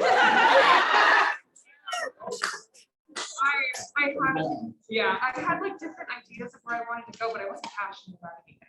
And it's really important to me to write things that I'm passionate about. And so my mom, and like she was like talking about killing the nest, and I was like, well, it like has a family. So I was just like thinking about like the concept of how people dictate like whose life matters and whose doesn't, and what constitutes deserving of life, and like the concept that people pay so much attention to like physical beauty and attribute that to like goodness, and like how much a person is worthy is sometimes tied into how they look. And I just, I was like driving home and I was just like, oh my God, I have an idea. And I like wrote it today, and I'm really, I really like proud of it. Yeah. Thank you. We've all been there. Yeah. The lines are real. So what I really appreciated hearing was, metaphor lives in specifics, right? So the specific of being in the space, the specific of being left by the heater, the specific of what that means to the face, the specific of the spider family and having to find a new way and be left behind. That often plays that deal with questions of belonging, acceptance, can live just in that rarefied space and forget that actually what matters is here in the details, like no space, because that's actually what gives the metaphor its power. So I thought you did a really nice job layering those things throughout. And also obviously you heard the audience reaction, the shocking ending, right? But like actually the play getting at like, right, we build these relationships, we try and hold on, we try and remember, and life happens. This is the nature of things. This is the way it goes. And nothing is permanent, and there are forces outside of ourselves. So I thought that was nicely done, where it's both darkly common and also made performance. So how long? So I have a question. How long has the monster, forgive me, the monster been in the basement? I think a couple of weeks. Okay. And how long's the spider? A couple years. Okay. So then they've had this friendship now. Yeah. So why this day? Why are they having this conflict on this day? What spurs it on? Yeah, I think the way that I intended it to be was that was the day when or it was like close to the day when the little girl saw the monster and screamed. And I think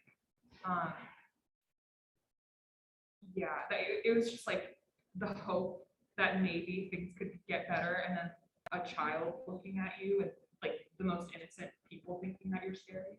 And that was just kind of like an existential prayer. So that happened that day. Yes. And is that said early in the play? Maybe, but like maybe Like, but I think the fact that you can't necessarily remember is.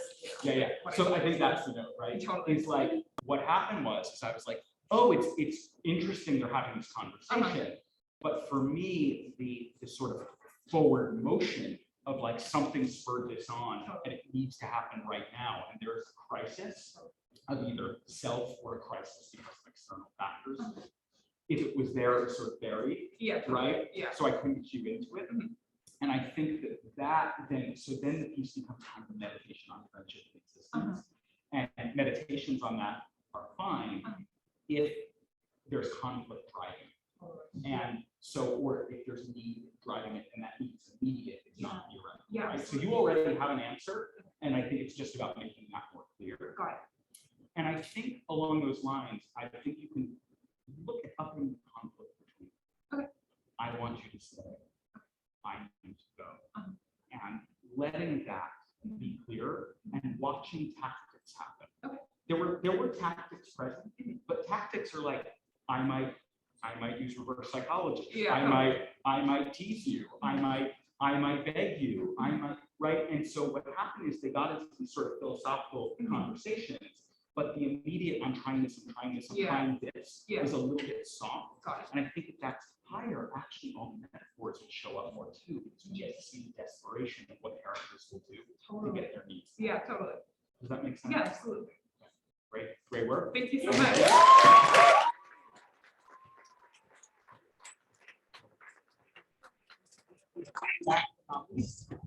Jayla.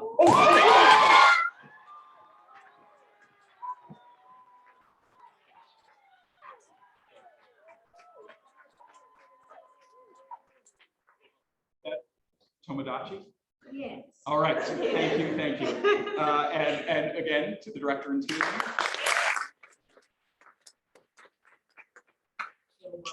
So tell us. Okay, so I used to be a weenie.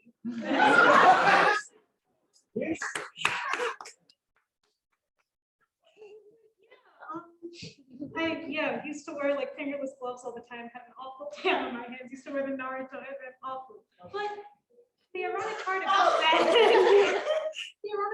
that is I am half Asian. I'm Filipino, but I'm not Japanese, so it's just a very interesting dynamic to kind of immerse yourself in another culture that's not your own in a sense. But I also wanted to talk about how people immerse themselves in certain interests in order to find escapism and like happiness. Because I know for me, I turned to weavery in a sense because I was bullied all throughout like school until like the end of high school. So then like watching anime and immersing myself in anime was something that I really like, threw myself to, much like how Brandon turns to like My Little Pony after his divorce. Zach turns to Star Trek after like his homophobic parents. We go with college. And along with that, my sister, this is also a love letter to my sister, she's my best friend. And she was feeling bad about, it took her 5 years to graduate from college instead of 4. And she was feeling really alone. So since we're in a theater space, I knew that we would have people with us and we would have people together. So being able to have the audience kind of share their struggles with each other. Like, raise your hand and like, oh, you don't like what you're in and everything. So I just wanted to let people feel seen and let people feel like they're not so alone.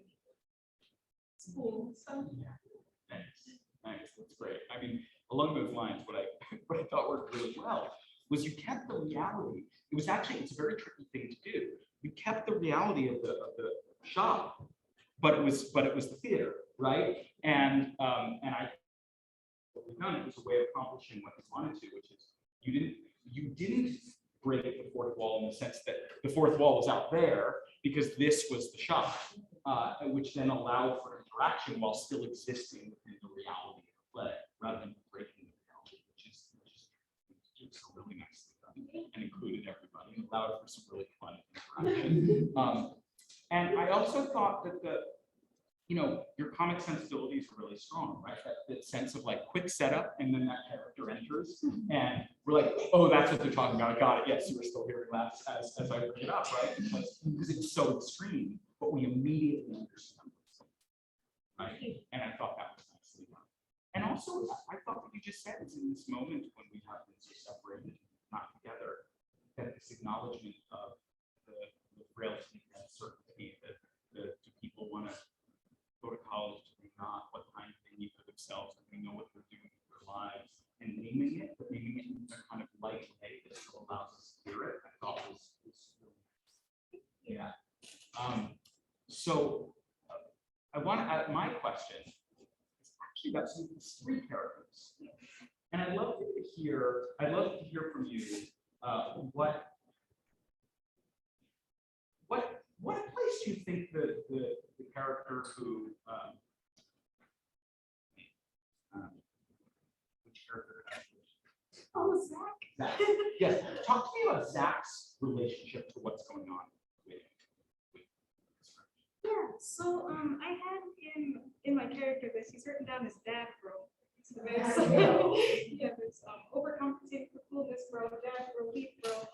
And I wanted him to kind of be the empathetic character in a sense, and plus he's specifically supposed to be the only Asian character too. Because as an Asian person, seeing someone who's not Asian doing everything, I realized that a lot of the time, sometimes they're not so bothered by it when other people who are not Asian are bothered by it. I see it all the time online, even like as a Black person. A lot of non-Black people speak up for me more than I'll speak up for myself. So with Zach being there, just kind of like, I'm kind of okay with this. It's not bothering me more so, but he's more worried about the college, whereas Brandon, the My Little Pony one, is more worried about the embarrassment. Yeah. The reason I asked that, and I think your answer was the perspectives you just said about culturally, the other things all make sense. From a character motivation objective standpoint, it was a little soft. Like what happened was I understood the conflict between the two, but there was a sense of this person's in the middle, but they weren't in the middle enough. And what I mean by that is they weren't like, oh, let me try and agree with this person. Now let me try and agree with this. Let me navigate both sides. Let me make peace. Not quite peacemaker. So instead, while offering perspective and important on stage in terms of creating triangulation, when you have three people on stage, you have to allow the triangulation to be even stronger. Meaning that third spoke, triangle. That third point, I think either you want to see that person really supporting one perspective and holding it up, or really upending a perspective, or really holding both and having to navigate. And then suddenly, because about halfway through, I was like, oh, I wonder why this is a three-man. You know, it was like I enjoyed having the three characters, but I felt like there is potential for three-way conflict, which also allows for greater comedy, because then you're watching somebody else's space. So I think for the writers in the room, anytime you have three characters, I think remember that either you likely want to allow, you know, a character to double a perspective, or to upend it, or to have to navigate, and therefore you watch a juggle happen, and they become the eyes and ears of the audience. Does that make sense? Yeah, definitely. Thank you. Any thought questions before we call it? I don't think so. Okay. If you look at that, suddenly the comedy and the pathos of them each on their own journey, so it's not, because then you understand the perspective. So nicely done.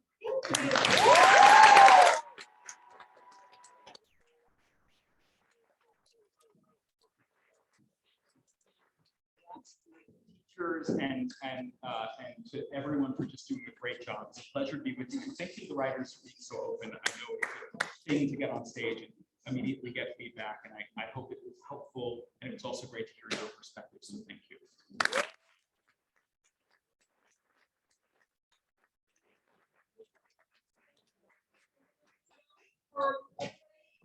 Good night, sleep. We're back at it tomorrow.